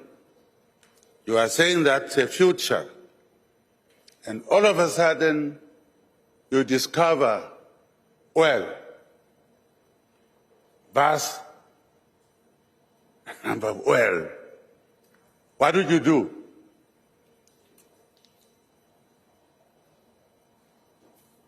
I would like to answer later on advice, because I need advice in that. One country is in that trouble. Agenda 2063 beckons us to forge a united Africa, resilient in the face of global challenges. It is a call to build an integrated, prosperous, and peaceful continent, one that harnesses its resources sustainably for the benefit of all. Namibia, with its vast landscapes and untapped renewable potential, is poised to champion this cause. Our commitment extends beyond national borders. By harnessing the power of renewable energy, Namibia aims to propel a new era of economic growth that is both environmentally conscious and socially inclusive. Our ambition is clear: to position Namibia as a hub for renewable energy innovation, driving green industrialization that creates jobs, fosters economic development, and ensures energy access to all. We are currently developing 9, now I'm being practical and pointing out action. Many of you are talking about theory, so to say. But I am saying we are currently developing 9 different green hydrogen projects that are looking to use renewable energy to produce clean molecules that will decarbonize various sectors of our economies, including transport and agriculture, and create whole new industries, such as those emanating from the chemicals and basic materials sectors. These activities promise to diversify our exports and will significantly bolster our gross fixed capital formation. To do this, Namibia will need to deploy more than 10 gigawatts of renewables in these next 2 decades, more than 30 times our existing generation capacity. This is our pledge today. Now Namibia has generous deposits of lithium and light and heavy rare earth elements, critical raw materials that are needed to engender the energy transition. Today we are exploring ways to use these minerals to manufacture battery precursors within our borders, adding value to our natural endowment before exporting them, and we are aiming to do so by deploying additional renewable energy. Significant new infrastructure such as the new airports, roads, railways, transmission lines and pipelines for water and hydrogen will have to be built. Together we will need to move billions of dollars to achieve this fact. We recognize that green industrialization is not just an economic imperative. Un peu touffu, parce que tout ça est très compliqué, mais je voulais sortir un peu des éléments convenus ou des choses trop rapides pour essayer d'expliquer en profondeur la stratégie qui est la nôtre et qui est d'essayer de bâtir des éléments stables et profonds de cette transition. Je vais maintenant répondre à vos questions. Bonjour Monsieur le Président. J'ai une question en 2 parties, simplement sur l'ambiance générale. Au dernier G20, vous aviez été un petit peu pessimiste sur la possibilité de parvenir à cette COP, à quelque chose d'un peu ambitieux sur la sortie des fossiles. Est-ce que vous êtes un peu plus confiant après vos rencontres de ces jours-ci? Et par ailleurs, sur le nucléaire spécifiquement, est-ce que l'appel que vous avez signé aujourd'hui conjointement avec 22 pays, vous souhaitez le voir traduit noir sur blanc dans le texte final qui sortira de cette COP? Et est-ce que l'Union européenne vous soutiendra? Alors, je reste toujours, quand on regarde les chiffres, préoccupé par la situation. Néanmoins, je pense que cette COP a marqué plusieurs avancées sur plusieurs sujets et les objectifs qu'on s'est donnés sur le nucléaire, le renouvelable sont des éléments de crédibilité. Mais je vais le redire de manière très simple. Si nous n'accélérons pas le tournant sur le charbon, nous n'y arriverons pas. Et donc, je pense que cette COP a été une COP de prise de conscience sur la question du charbon et on a lancé des initiatives très structurantes pour les prochains mois qui vont permettre d'accélérer cette transition. Donc c'est là où il y a eu, je pense, un vrai apport dans les priorités. Et ensuite, je pense qu'on a rassemblé beaucoup plus de pays qu'il y a même 1 an sur le nucléaire. Et je pense que sur le nucléaire, les choses sont en train de changer très profondément. Et des pays qui n'avaient parfois pas d'historique ou qui étaient en train d'en sortir complètement ont changé leur position pour pouvoir justement prioriser leurs objectifs. Quant à la déclaration qui a été signée, je pense que c'est une avancée majeure. Je pense qu'elle va nous aider, nous aussi, à accélérer nos investissements.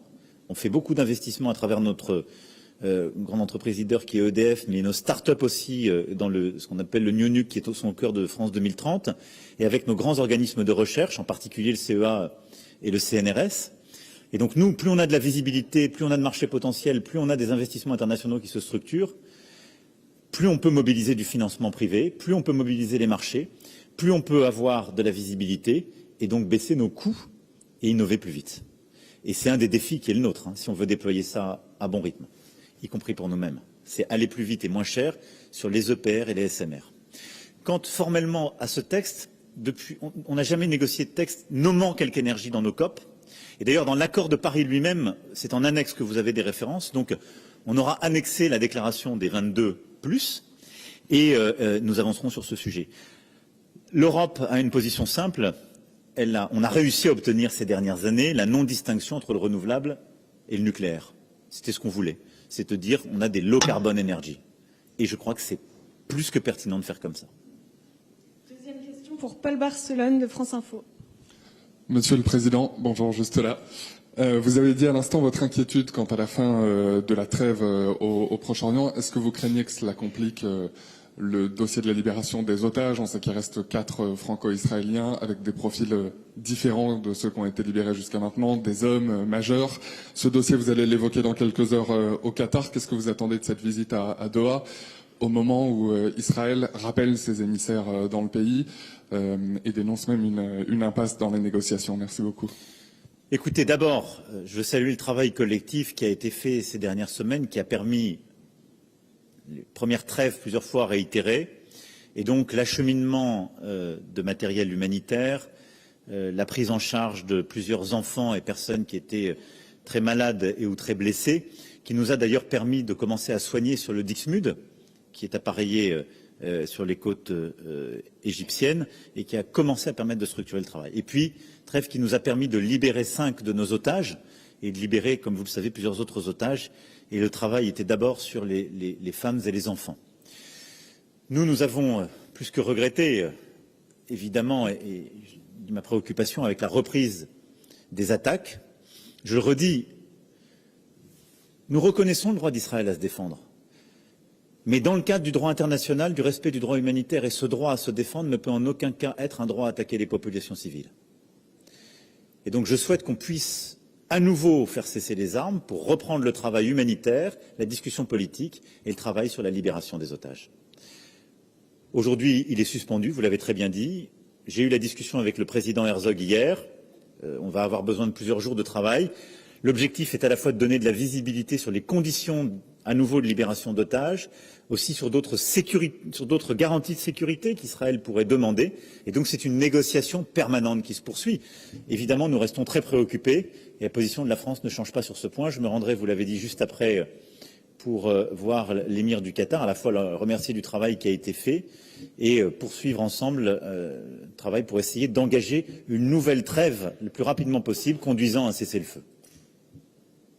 Troisième et dernière question pour Isabelle Lasserre du Figaro. Monsieur le Président, vous militez pour un cessez-le-feu à Gaza.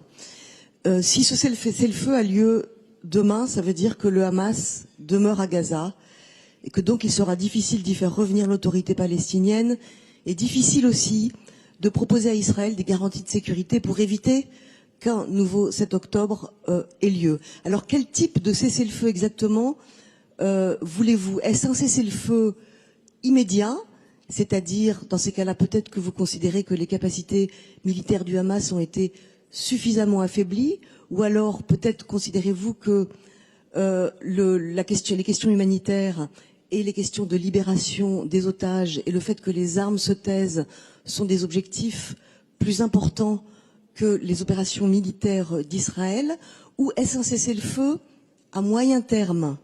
Et si, c'est-à-dire une fois que le Hamas aura été suffisamment dégradé pour pouvoir lancer cette solution politique? Et si c'est le cas, à quelle échéance voyez-vous ce moyen terme? Je pense qu'on est à un moment où les autorités israéliennes vont devoir définir plus précisément leur objectif et l'état final recherché. La destruction totale du Hamas, qu'est-ce que c'est et est-ce que quelqu'un pense que c'est possible? Si c'est ça, la guerre durera 10 ans. Et je crois que personne ne sait définir sérieusement cet objectif. Donc il faut que cet objectif soit précisé. Mais moi je suis très cohérent. L'approche que nous avons en 3 points est parfaitement complémentaire. Nous on a dit aux Israéliens, on est à côté sur votre sécurité, parce qu'on considère que votre sécurité n'est pas que votre affaire. Le Hamas a mené des actions terroristes et est un groupe terroriste, infiltré dans Gaza. C'est pourquoi nous avons dit il justifie une action internationale pour couper son financement, pour cibler les profils les plus dangereux, mais aussi pour éviter la coagulation avec d'autres groupes terroristes qui sont présents dans la région, avec lesquels les liens sont établis et contre lesquels nous luttons.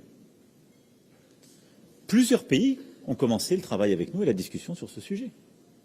Si on le fait dans la durée, on voit bien que la bonne réponse contre un groupe terroriste n'est pas de supprimer l'intégralité d'un territoire ou de bombarder l'intégralité des capacités civiles avec le bilan humanitaire qu'on est en train de se donner. Il est beaucoup plus spécifique, beaucoup plus structuré et dans la durée. Ça, c'est le premier point. Le deuxième point, c'est l'humanitaire. Et les deux sont liés. Il n'y a pas de sécurité durable pour Israël dans la région si sa sécurité se fait au prix des vies palestiniennes et donc du ressentiment de toutes les opinions publiques dans la région. Soyons collectivement lucides. Vous voyez bien les opinions publiques, je parle à tous les dirigeants, j'y parle ces derniers jours. S'ils ont le sentiment que pour les Israéliens, et ce faisant pour tous ceux qui les soutiennent, qu'il y aurait 2 standards et que la vie des Palestiniens ne vaut pas la vie des Israéliens, mais vous créez en puissance des régimes, des groupes, et demain d'autres groupes naîtront, qui porteront ce ressentiment et cette haine, parce que, à l'aune de la réponse au 7 octobre, on aura tué des vies, et des vies civiles. Donc, je le redis, l'humanitaire est complémentaire du sécuritaire, c'est aussi notre devoir.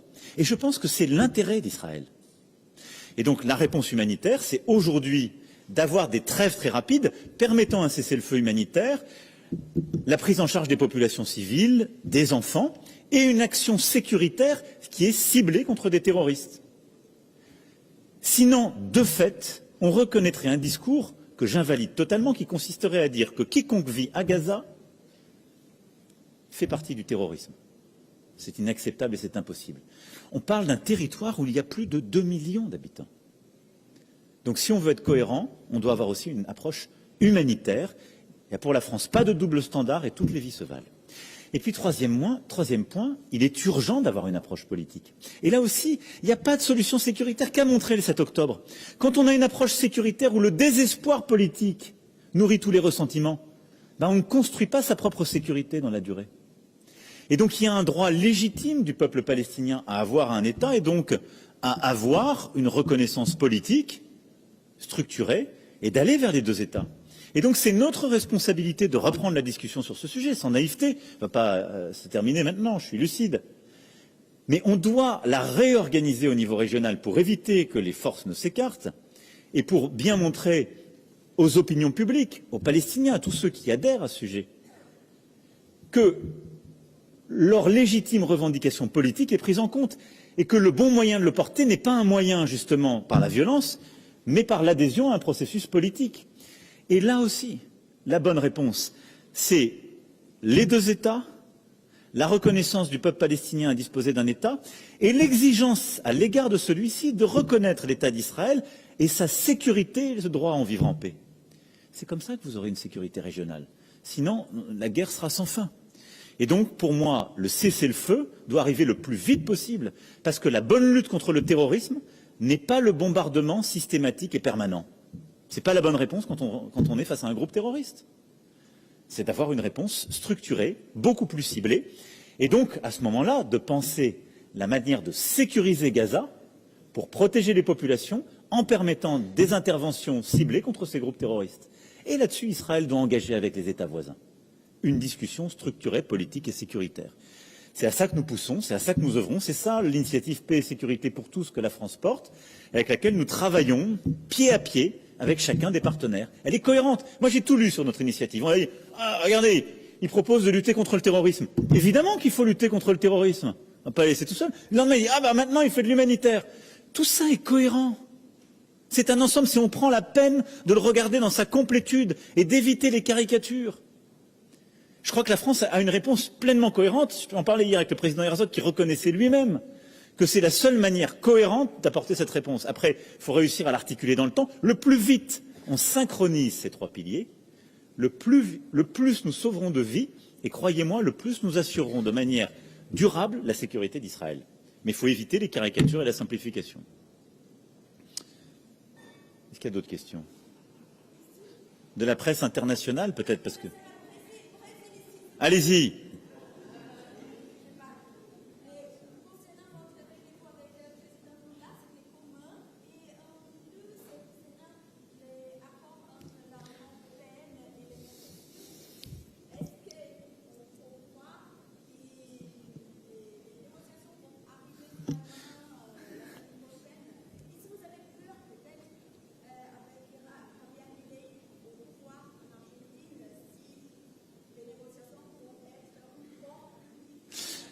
Alors d'abord, on a eu comme toujours une discussion formidable avec le président Lula.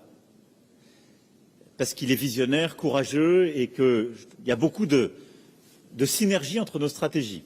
J'irai moi-même au mois de mars et je crois que sur la lutte contre la déforestation, une vraie politique amazonienne, sur les questions de défense, les intérêts économiques, les questions culturelles, on a un agenda bilatéral extrêmement dense et un très grand alignement de vues. Et c'est précisément pour cette raison même, que je suis contre l'accord Mercosur-Union européenne. Parce que je pense que c'est un accord qui est complètement contradictoire avec ce qu'il est en train de faire au Brésil et ce que nous on est en train de faire. Parce que c'est un accord qui a été négocié il y a 20 ans et qu'on a essayé de rapiécer, qui est mal rapiécé. Parce que cet accord, au fond, qu'est-ce qu'il fait?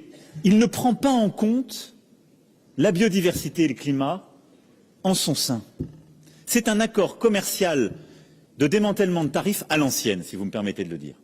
Or, ces dernières années, on a beaucoup amélioré ces accords. On a fait, avec les améliorations qu'on a faites sur l'accord canadien, ce qu'on a fait avec la Nouvelle-Zélande, le Chili, par exemple, des accords très modernes où le climat est au cœur. Là, c'est un peu, pour le moment, on a rajouté des phrases au début pour faire plaisir à la France. Mais c'est bon pour personne. Parce que moi, je ne peux pas demander à nos agriculteurs, à nos industriels en France, mais partout en Europe, de faire des efforts, de s'appliquer de nouvelles normes pour se décarboner, pour sortir de certains produits et de dire d'un seul coup, j'enlève tous les tarifs pour faire rentrer des produits qui n'appliquent pas du tout ces règles et ça va être formidable. Moi, je perds l'adhésion de tout le monde et c'est complètement incohérent parce que ça veut dire que je suis en train de créer un marché qui décarbone chez moi pour permettre aux gens de consommer des produits qui sont plus carbonés ailleurs. On est fou. Avec un bilan carbone dégoûtant. Parce que si c'est pour dire je produirai plus du bœuf ou des céréales chez moi avec telle règle, mais je vais leur faire des milliers de kilomètres pour que les règles soient pires à l'autre bout du monde et qu'elles viennent chez moi, jamais de la vie. Vous avez un président qui en plus, lui, est pour les accords de Paris, qui veut lutter contre la déforestation. S'il veut rendre cette politique irréversible pour le Brésil, il doit la mettre dans les accords. Parce qu'à ce moment-là, tous ses successeurs devront avoir une politique qui, justement, va vers la décarbonation. J'ajoute que le bon accord, il doit rémunérer le Brésil sur sa politique forestière. Si vous faites plus de déforestation au Brésil, vous le savez très bien, vous allez contrarier plein d'intérêts financiers. La communauté internationale et l'Union européenne doivent vous aider et donc vous donner des crédits carbone pour ne pas déforester, parce que vous avez un trésor forestier au Brésil. Donc on doit penser à un accord qui est beaucoup plus géostratégique, beaucoup plus cohérent avec nos stratégies, et pas rapiécer un accord à l'ancienne. C'est pour ça que moi je ne suis pas pour cet accord. Parce qu'aujourd'hui, moi, je ne sais pas expliquer cet accord à un agriculteur, à un producteur d'acier, à un cimentier français ou européen. Et quand je ne sais pas l'expliquer chez moi, je ne le défends pas dans les conférences de presse internationales. Et je pense que c'est bon pour votre président compte tenu de sa politique. Quant au président Milei, j'ai eu l'occasion de discuter avec lui. Il a plusieurs propositions très audacieuses pour son pays. Il m'a été donné ces dernières années d'avoir à travailler avec des présidents qui parfois avaient des propositions très audacieuses.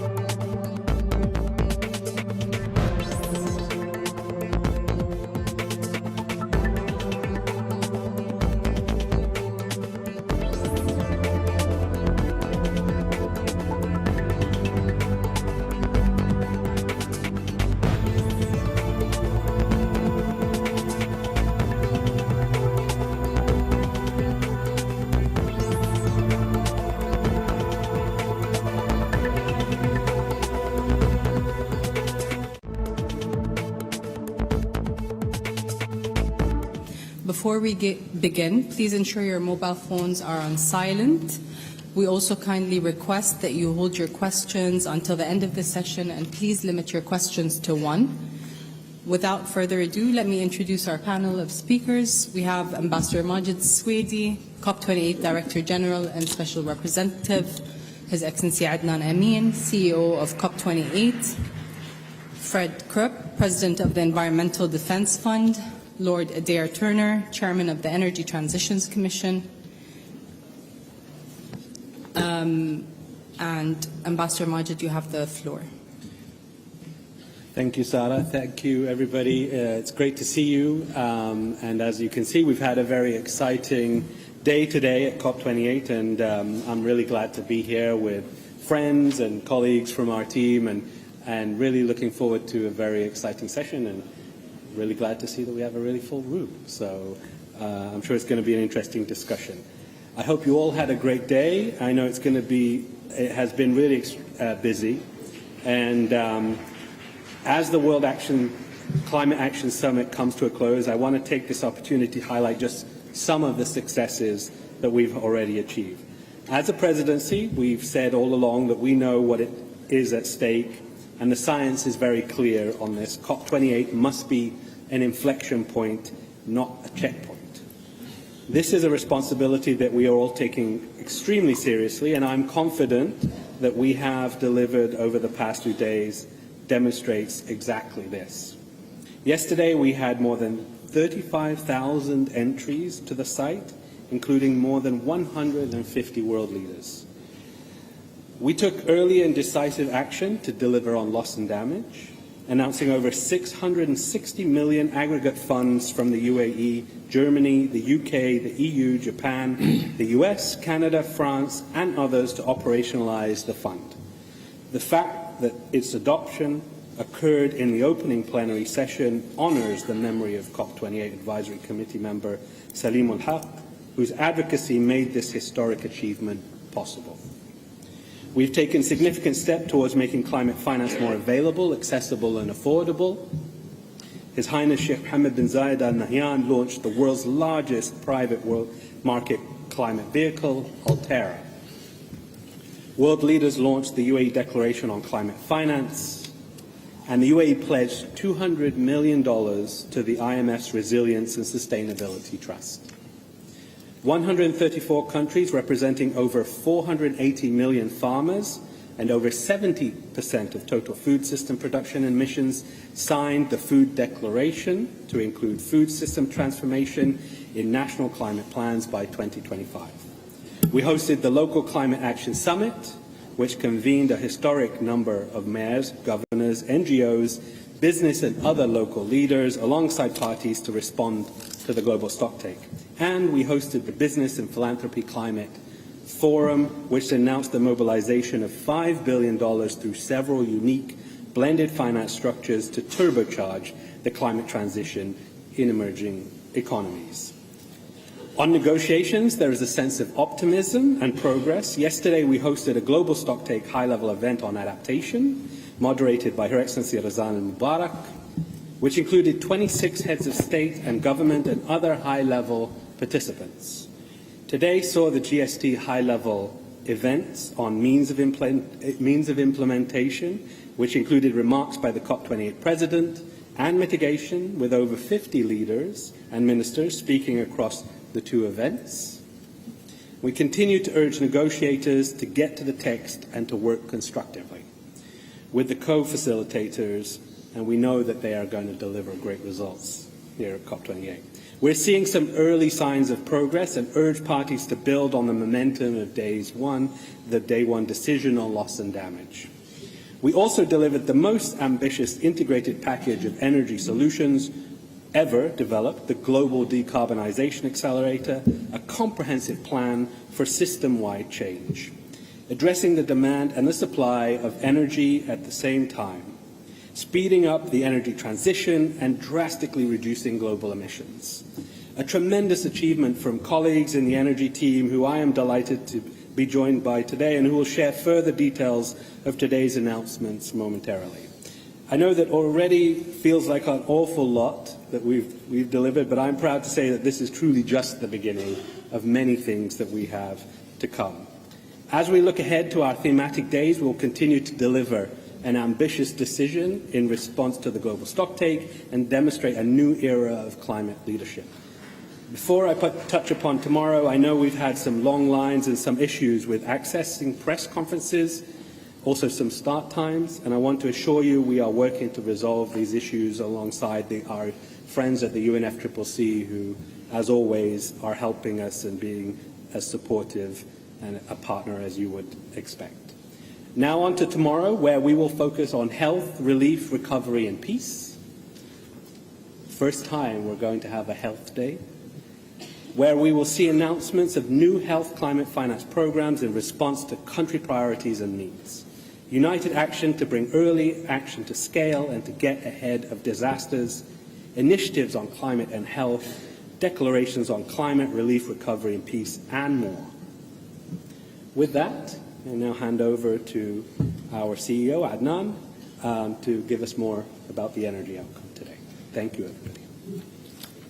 Thank you very much, Majid. And let me say what a great pleasure it is to be with such distinguished members of the Fourth Estate today and to talk about what's happened over the last couple of days. Majid has given you a very comprehensive overview, but let me add a little bit of context. I think if you think about the events of the last 3 days, we've seen some extraordinary outcomes at the beginning of a COP. I know many of you have covered many COPs and you've seen sometimes a tortuous start. So starting with the adoption of the agenda, with a very clear agreement that was negotiated with all parties well before the opening of the COP, we were able to start with a smooth adoption of the agenda that maximizes the time and the space that's available for the negotiation and creates a framework for negotiation that has great clarity. So I think that is something that's actually quite significant, probably means more to negotiators than to the general public, but it really bodes well for the constructive spirit that underlies the COP process this year. The adoption of the loss and damage decision is the first time a substantive decision has ever been adopted at the opening day of a COP. This decision was negotiated painstakingly over the previous year after Sharm and represented a very delicate consensus, but the fact that it was the consultation process allowed its adoption on the first day also released this kind of constructive spirit that allowed us to capitalize the fund completely, unexpectedly close to $700 million today and growing. So these are huge signals for the constructive process that the COP has started on, and the action agenda that we've seen over the last days on the financial side has been powerful. Majid mentioned the launch of Altera. We have very strong signals from the reform of the multilateral development banks. The World Bank President spoke about substantial quantum of financing, concessional financing that will be channeled into climate, and we're beginning to see some real hopeful aspects of discussions around finance. And that includes the announcement today by the United States of a $3 billion commitment to the replenishment of the Green Climate Fund that brings the Green Climate Fund to the highest level of capitalization that it's ever had. These are all positive signals, and I think that this momentum and this kind of positive spirit we're seeing at the beginning of the COP positions us very strongly for the next phase, which is the negotiation process with the subsidiary bodies over the next week, leading into the political phase in the last week. One of the most significant aspects of the last couple of days has been the launch of our energy package. This is something that has been led by the COP president over the last year. We have worked hard on raising ambition, and we've developed essentially a program of decarbonization that keeps in view our North Star. And we consider our North Star, our guiding star here at COP28, to keep 1.5 within reach. So everything we've built on the energy transition has that at the center of what we intend to achieve. That's why today we're unveiling our Global Decarbonization Accelerator. This is a comprehensive plan to transform the global energy system, and it's built on essentially 3 pillars. The first pillar is on how and rapidly we can build the energy system of today. At the heart of this is the pledge to triple renewable energy installation by 2030 and double the rate of energy efficiency. Adair here will talk a little bit more about the details of that, but this in itself has a huge ability to transform the pace of energy transition. We're already seeing renewables with the cost reductions and technology advancements have become the highest capacity addition to the global power sector every year. This will grow, and this signal will turbocharge that process. So this will make the building of the next energy system that much more rapid. The second challenge was to decarbonize the energy system of today. And the third is how do we reduce emissions quickly, given that we have 7 years to 2030 if we are going to be in alignment with the Paris goals. And essentially, this would be through eliminating methane and other non-CO2 gases. So on this, the Global Renewables and Energy Efficiency Pledge says tripling renewables, doubling energy efficiency. More than 110 countries have so far signed on to this pledge, and this is growing by the day. We have a strong confidence that this will be one of the outcomes of the conference. Over the last year, this has been a strong message that the COP president has been carrying at political forums and energy forums, encouraging people to sign on to this. We were delighted when the G20 had language on tripling renewables and doubling energy efficiency, and here at the COP we want this to make this a universal pledge. But we will also build transparency into this and accountability into this. That's a central part of our strategy on energy, transparency and accountability. And for the renewables and energy efficiency pledge, we'll have annual reporting built into this with an annual ministerial meeting that will take stock of where we are in terms of meeting this target and hopefully even exceeding it. On decarbonizing the energy system of today, as important as renewables will be for tomorrow, there is a strong need to start to decarbonize at scale the traditional energy sources that we use today. This requires an energy transition that we believe needs to be fair, it needs to be just, it needs to be orderly, and it needs to be equitable. The potential disruption that comes with this needs to be avoided, and we need to create the social license for rapid decarbonization while we build the energy system of tomorrow. That's why a core element of this is going to be the Industrial Transition Accelerator. This is aimed at hard to abate and hard to electrify sectors such as aluminium, cement, steel, and heavy transportation. We are bringing industry to the table to make commitments. We're looking at measures both on the demand side and on the supply side to drive decarbonization in industry.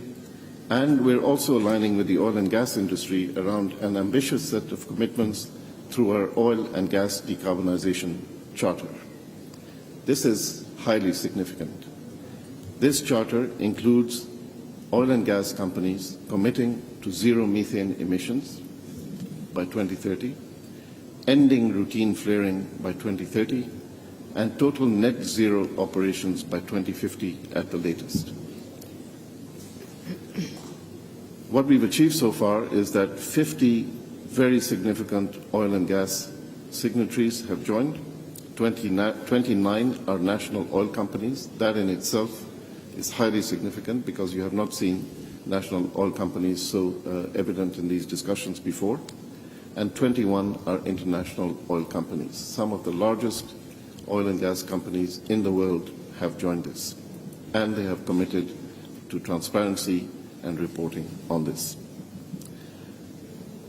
On methane and non-CO2 gases, as you know, methane is roughly 80 times more potent than CO2 in trapping heat in the atmosphere. It's responsible for around 30% of the rise in global temperatures since the Industrial Revolution. And tackling methane can quickly take off a significant portion of emissions from the table, and go a long way to limit near-term temperature increase. We're aiming for measurable decreases in methane in a very rapid period of time, and Fred is going to talk to the substance of that in more detail. That's why we prioritize reducing methane and other non-CO2 gases. There has been a long process around this. We have been engaged with the US and China, and the recent Sunderland statement that was issued following consultations between Senator Kerry and Mr. Shea was really indicative of the intent. We are grateful for their support, and we also note the national plans for methane phase-out that are being developed in different countries, especially in China. We're also taking forward the cooling pledge, which targets a substantial reduction of global cooling emissions. Our target is 68% by 2050. That's especially significant in this region, where a large part of our energy load has to do with cooling. Over 50 countries have already endorsed this pledge, and we're calling on other countries to join us in this endeavor. With all of these elements coming together, we have two major drivers here. We have a short-term driver of decarbonization in the existing energy system that is measurable and impactful, and we have a long-term driver in terms of incentivizing the development of a low-carbon energy system of the future. We have a lot of countries committed to this. We've had a lot of support from leadership around the world, and we're looking forward to a very impactful process as we go forward. Thank you very much. Thank you, Your Excellency Adnan. Unfortunately, His Excellency needs to leave and will not be taking questions. He has to leave for a very important meeting. Mr. Krupp, you have the floor. Thank you. Well, you know, for me, the high point of today was clearly the Oil and Gas Decarbonization Charter, which calls for the virtual elimination of methane emissions, the end of routine flaring, and a commitment to independent and public reporting of emissions using recognized international standards. Now, this new initiative, if the commitments are met, has the potential to reduce methane emissions by each of the companies signing up by an average of 80 to 90%. Now, coupled with the oil and gas methane standards that were finalized by the U.S. government also today, and the methane initiatives outlined in the UAE-China-U.S. summit that Adnan just referenced, in terms of the temperatures that we will otherwise see in the next decade, today could be the single most impactful day of announcements from any COP in my 30 years at the Environmental Defense Fund.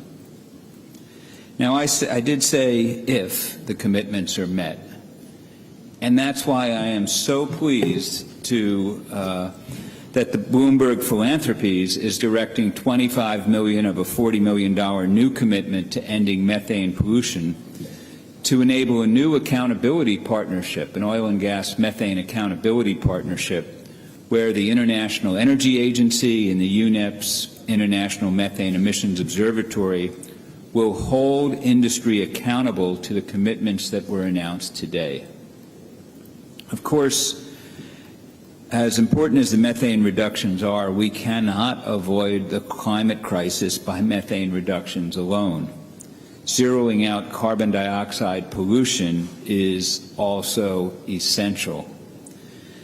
Today's announcements, therefore, on the tripling of renewable energy and the doubling of energy efficiency are very welcome.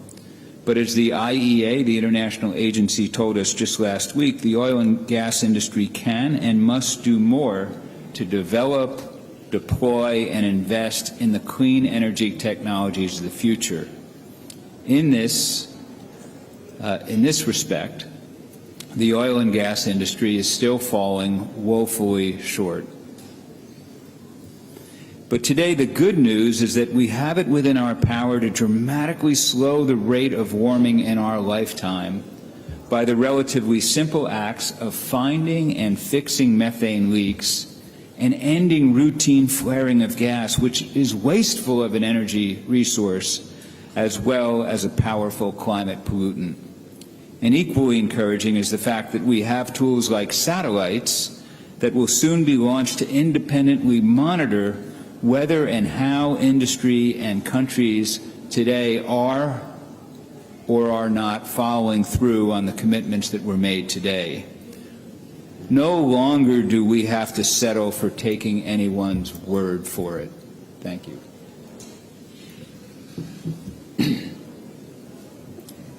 Thank you. Lord Adair, you have the floor. Thank you very much. For those of you who don't know, I'm the chair of the Energy Transition Commission, which is not an official commission of any sort. It is a voluntary coalition of companies from across the world which provides an independent challenge to the policies and actions that we need to get to net zero. And so I've been very pleased to be asked to give an independent comment on what has been announced this afternoon. I will make 3 comments. First, on oil and gas commitments on both CO2 and methane.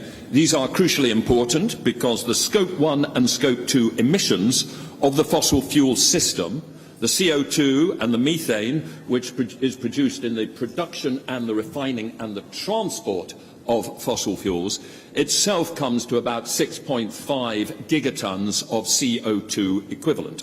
And there are lots of technologically feasible ways to reduce and eliminate that, and it is essential to have strong commitments that we do so, and we do have some strong commitments on that specific area today. Now, of course, they're not sufficient in themselves to make the fossil fuel system zero carbon, because that 6.5 gigatons of Scope 1 and Scope 2 emissions compares with 32 gigatons which result from the combustion of fossil fuel in use. But this is a hugely important first step in addressing the emissions which will inevitably result as long as we continue to use fossil fuels. Secondly, on the industry transition accelerator, reducing emissions from heavy industries and long-distance transport is vital. In total, those categories covered by this initiative result in about 10 gigatons of emissions per annum. The good news is that over the last 5 years, we have worked out all the technological routes that we need to get every one of those sectors to net zero by 2050. We know what is possible. But it won't happen without industry action galvanised by commitments, finance galvanised commitments, and, crucially, supporting government policies such as carbon pricing and regulations. And it is essential that we have a focus on all of those which survives one COP and is a multi-COP initiative. And that is what the Industrial Transition Accelerator is, with a timeline of 3 years. It has the potential, but I insist only the potential, because it is at the moment the launch of a process to help us accelerate the feasible decarbonisation of those crucial sectors. Third, and perhaps most important, I want to comment on the energy package, the tripling of renewables capacity, and the commitment to double the pace of energy efficiency improvement.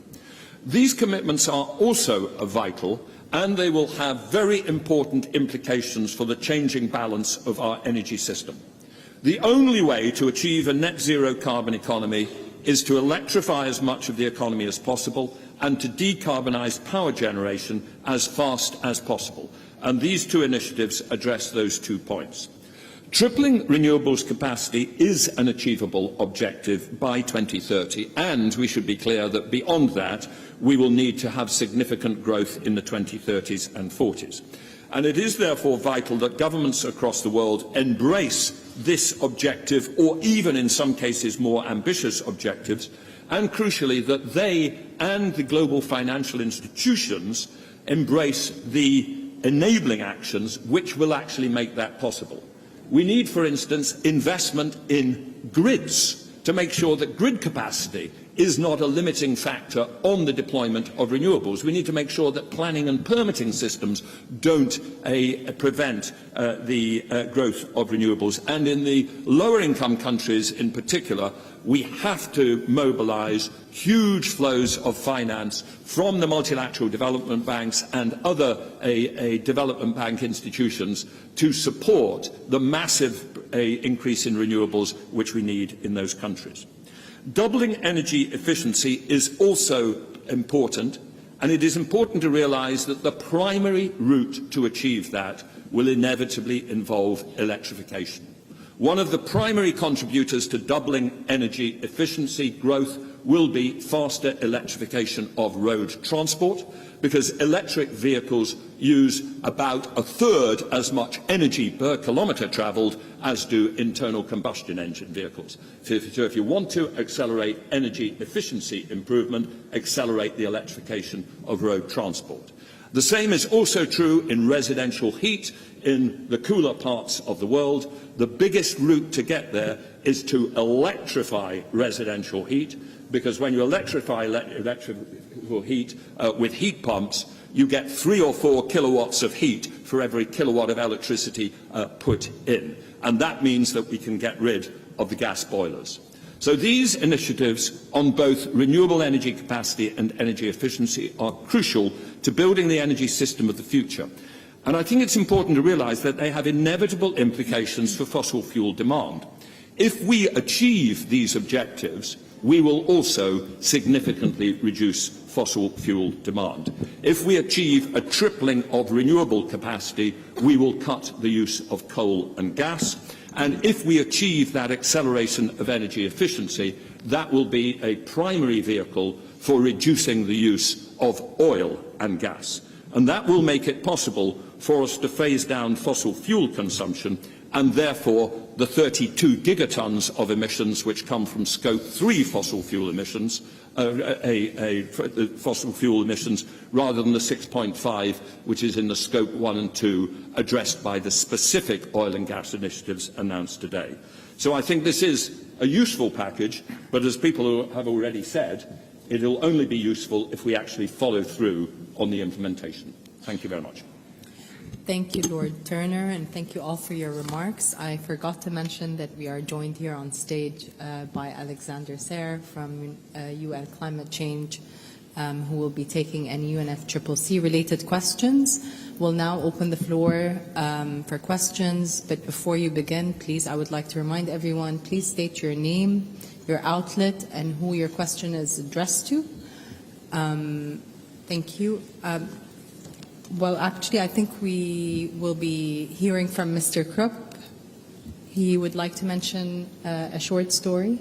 Yeah, well, I was thinking as I was walking over here that, you know, how did all this happen on methane in the oil and gas industry? And there was a Chatham House rule in effect for a private session until this oil and gas decarbonization charter was released. So I can now tell you that I was in Abu Dhabi back in September, and it was a closed-door room with many CEOs of the oil industry and some others of heavy industry. And we met, there were about 40 principals there. We met for 3 hours, and the COP presidency challenged the oil companies present to commit to lowering their methane emissions by what we calculate would be this 90%. And I watched the reaction of the companies in the room, and I really wasn't sure if they would do it or not. And then Dr. Sultan at noontime took the stage, and he started out his speech asking the CEOs actually started out his speech honestly saying, are there any media in the room? And there weren't any. And then he said, if there's any CEOs of oil companies in the room who think climate change isn't going to dramatically affect your business, you're mistaken. He then said that he had been asked to chair this COP a few months earlier, and he said, you know, none of them would have accepted the job, maybe for good reason, because by September, when we had this meeting, late September, he said he had already been subject of attacks almost every day. He said because of that, when the COP comes around, there was going to be a focus on himself, but not only himself, but inevitably the oil sector as well.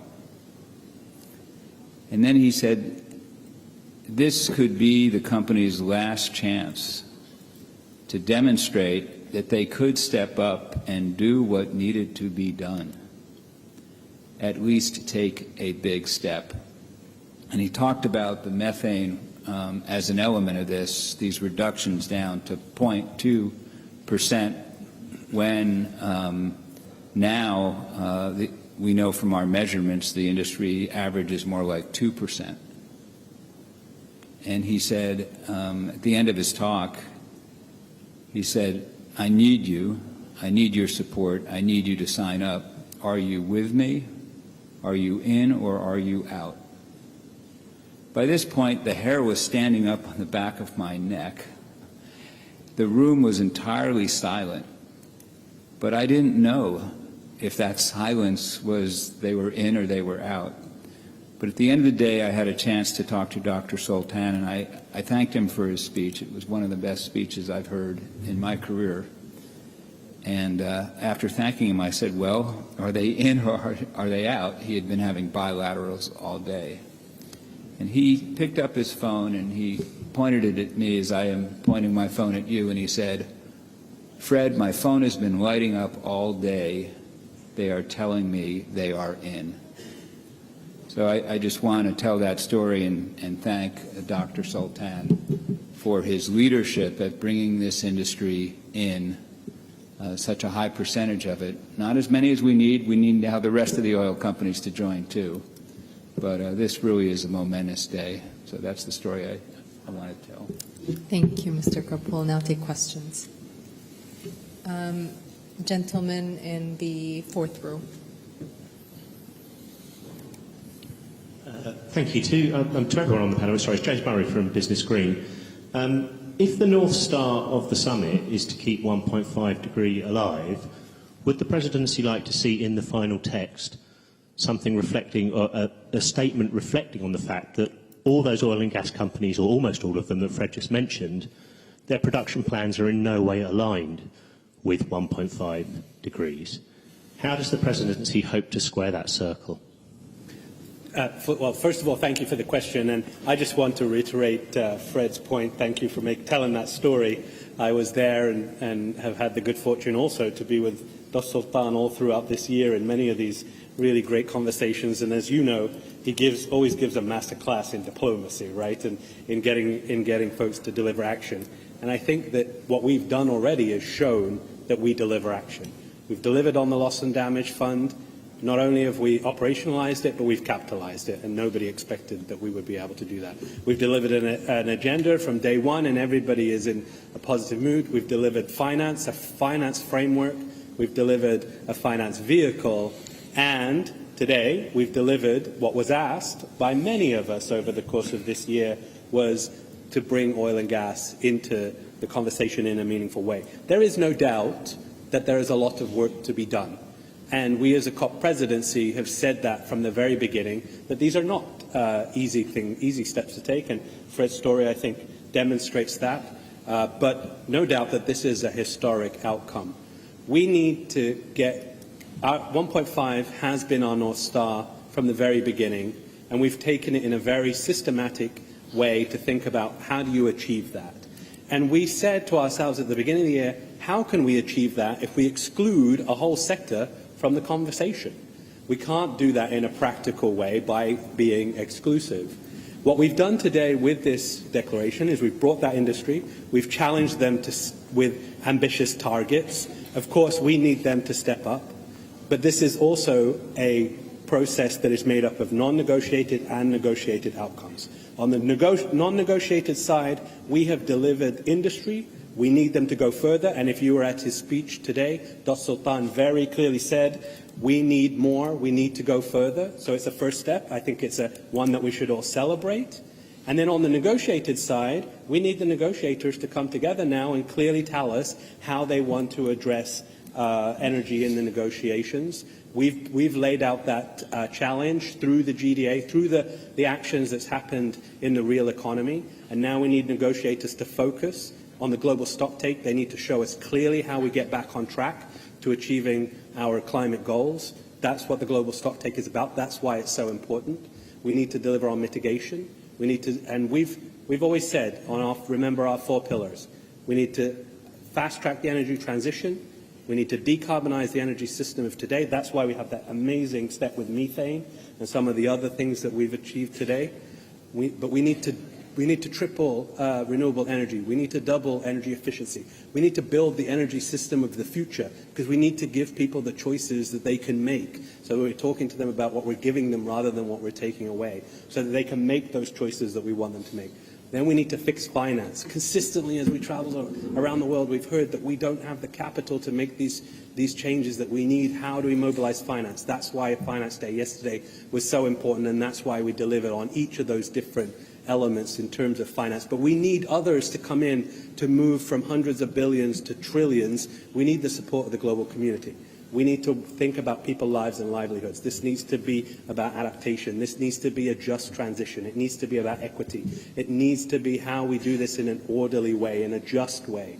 And then we can only do that if we do it in an inclusive conversation. That's about having industry at the table, but it's also about young people. It's also about indigenous communities. It's also about farmers. It's also about the average person in the public thinking about how they make the choices that they will.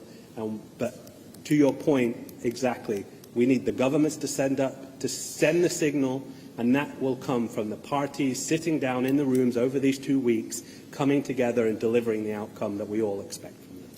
Thank you, Ambassador Majid, for that comprehensive answer. Next question. Lady in the first row.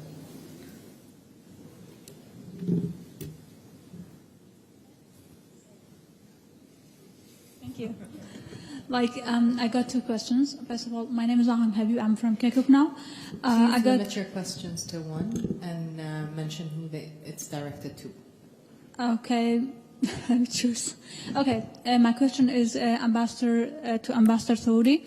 There has been critics on the loss and damage fund, since it's under the umbrella of World Bank out there, because I've heard these critics a lot out there. So is there a chance that COP28 comes up with a proposal to change the routine or the proposal of the vision of the loss and damage fund in the future?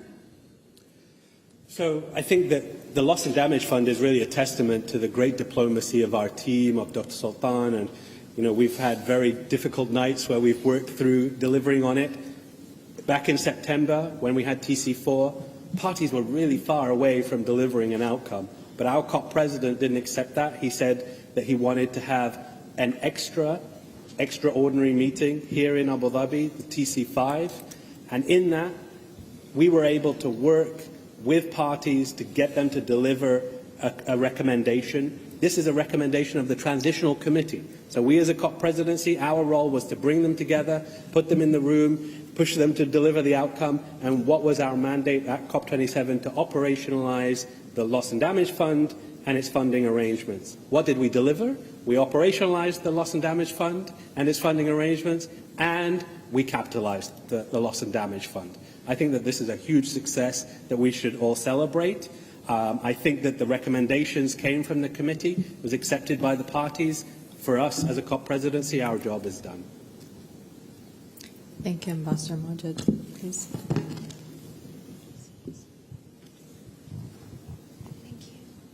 Hi, I'm Ivy In. I'm Energy Transition Specialist with S&P Global. So my question is to Mr. Kropp with EDF. So as you mentioned, China played an important role in cutting methane emissions. I want to know why none of the 3 China oil majors, Sinopec, PetroChina, and CNOOC, none of them are in today's pledge. What are the challenges that limit them to be part of it? Thank you. Actually, I need to go back at the list. I don't want to verify that that's the case. I had heard before the list came out that there might have been one of the Chinese oil companies. I don't know. Have you looked at the list? Yeah. Okay. But I do want to say that China's, in the United States, the biggest source of methane is oil and gas. In China, it's actually coal. More than half the coal is a very big source of methane, believe it or not, and more than half of the world's methane from coal comes from Chinese coal mines. The hopeful news here is that there are many less coal mines in China than there are oil wells in the United States or anywhere else. It's relatively concentrated into a few hundred, as opposed to in the United States we have hundreds of thousands. I mean, a huge amount of a million oil wells in the United States. So it's more tractable. And I'm very heartened to see just in the last couple of months China come up with a comprehensive national plan on methane. So I'm very hopeful about China. Thank you, Mr. Krupp. Final question, please. Lady in the second.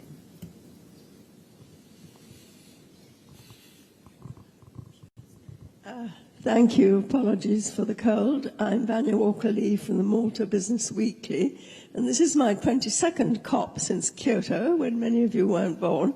I'm having extreme difficulty in watching the press briefings. They don't seem to happen simultaneously, and they're still not there the next day. There's sort of blank blue screen. So would you please do something about that? I will make sure that we get that sorted for you and come back tomorrow and tell me if it's better, inshallah.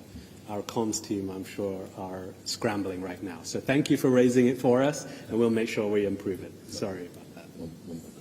Thank you. Unfortunately, that's all the time we have for questions today. I'd like to express our gratitude for our speakers and for everyone that has attended today's press conference, and look forward to seeing you again here tomorrow at 5 p.m. And if you have any further inquiries, please feel free to reach our press office. Thank you once again, and have a great evening.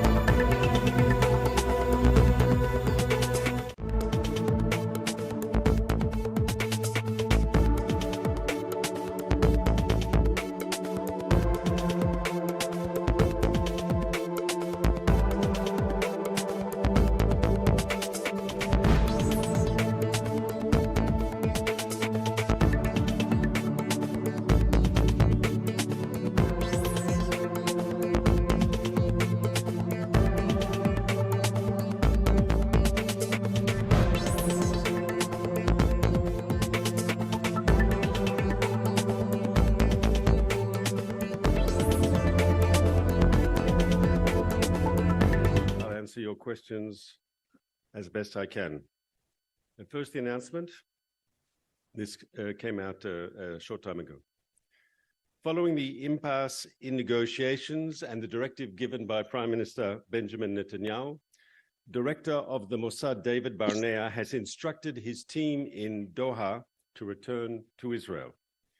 The terrorist organization Hamas did not uphold its part of the agreement, which included the release of all the children and women according to a list that was given to Hamas and approved by it. The director of the Mossad thanks the director of the CIA, the Egyptian intelligence minister, and the Qatari... Confirmed, it's not when we learned it, was the hottest year in history, human history, that we measured. But that's true now of every year, almost. For the last 30 years, decades, 3 decades ago was the third now warmest. The second decade was the second warmest, and this last decade, the warmest in history. So I'm not going to say more about it, except to say that if we can't hear Mother Nature and can't judge with our own eyes what the science is telling us, this is not about politics, there's no ideology, there's no pejorative against any one business or any approach. There is simply mathematics and physics and some chemistry and biology. That is what we are acting on. So we, fortunately, were able to come to agreement with China and the United States that we are, as the two largest emitters in the world, obviously we understand it's important for us to be able to find cooperation here. No one country, no business, anywhere in the world will solve this problem by itself. It will take the essence of multilateralism and global cooperation to be able to make this happen. Reducing methane emissions by at least 30% in 2030 is totally in line with the global methane pledge, which could avoid over 0.2 degrees centigrade of warming by 2050.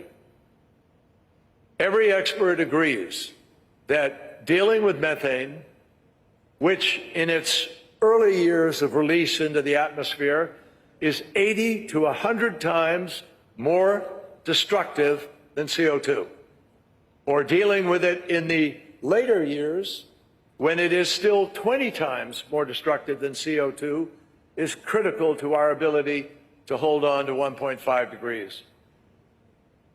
The fact is that tackling methane, fugitive gas, which now rises from the thawing of permafrost in the tundra, in Alaska, in Russia, it is fugitive gas, and it just is out there doing damage unless we discover how we're going to stop it or keep it from leaking or flaring or venting. So, my friends, this is the fastest, simplest, easiest, quickest, cheapest way to be able to make the gains we need to make to reduce the threat to the planet. Now, action to reduce HFCs is also in line with the Kigali Amendment to the Montreal Protocol, and increasing cooling efficiency in this decade could reduce 0.1% of degrees of warming by 2050.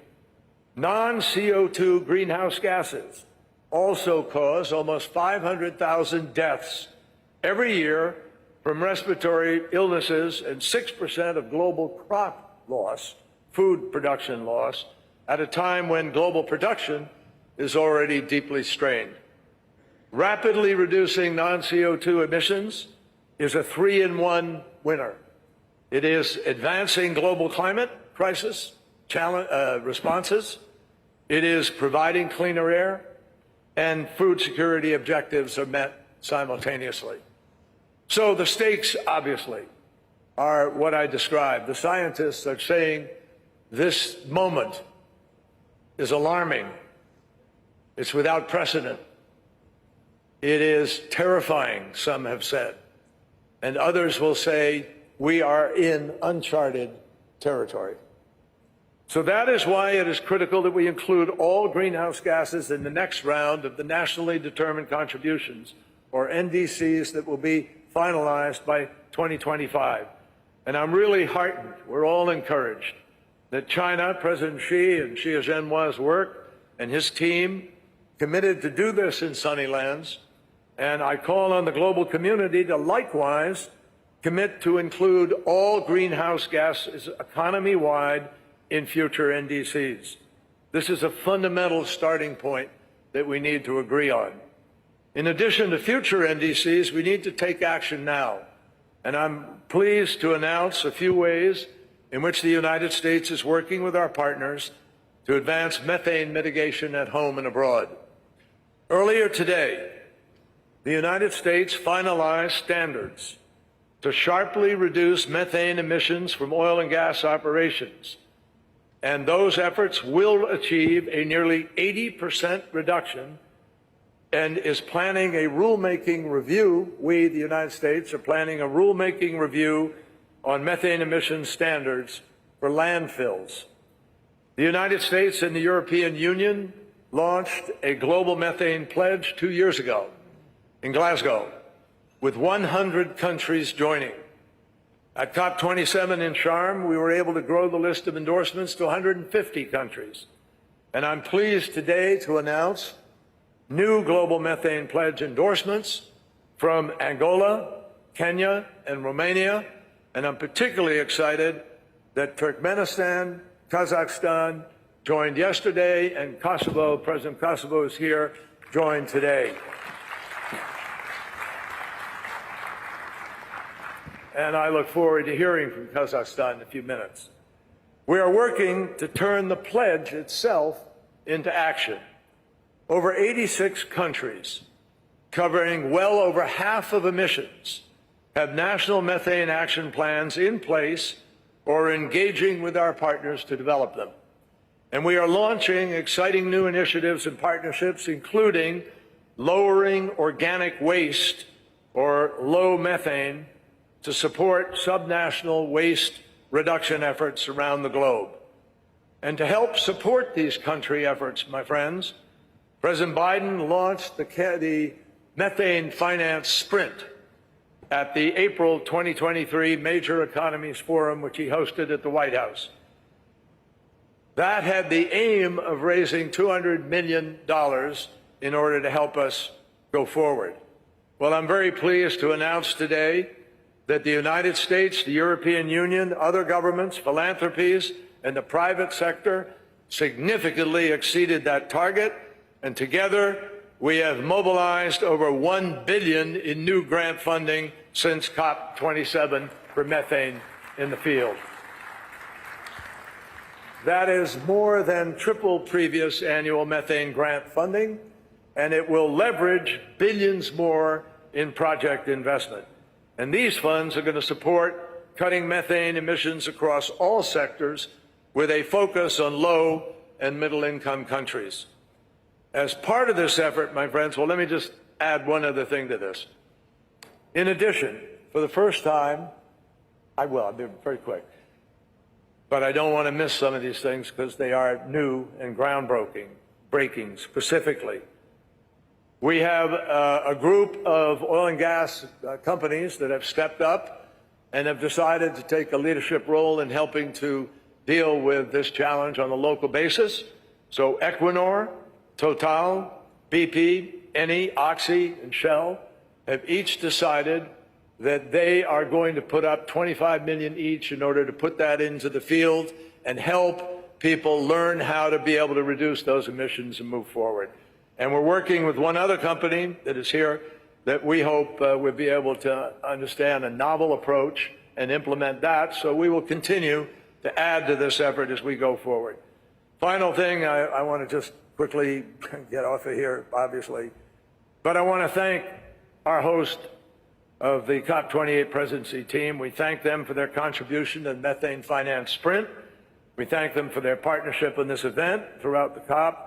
And I again thank Xi Jinping because he has really labored in the fields of this challenge for a long period of time and critical to our ability to move forward. Thank you all very, very much. Thank you so much. John Kerry, Special Envoy, and forgive me for interrupting you, but I have been reminded that all four of you have a very pressing diplomatic commitment, and therefore time is of the essence. So excuse me for that brief timekeeping hint. And now to China's envoy, Xi Zhenhua, and also to you, the request, if you would, to keep your remarks fairly concise. Thank you.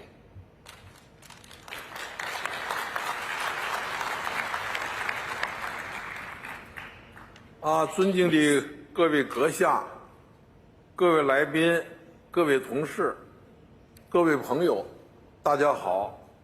刚才苏尔坦大会主席和克里特使讲了气候变化的影响。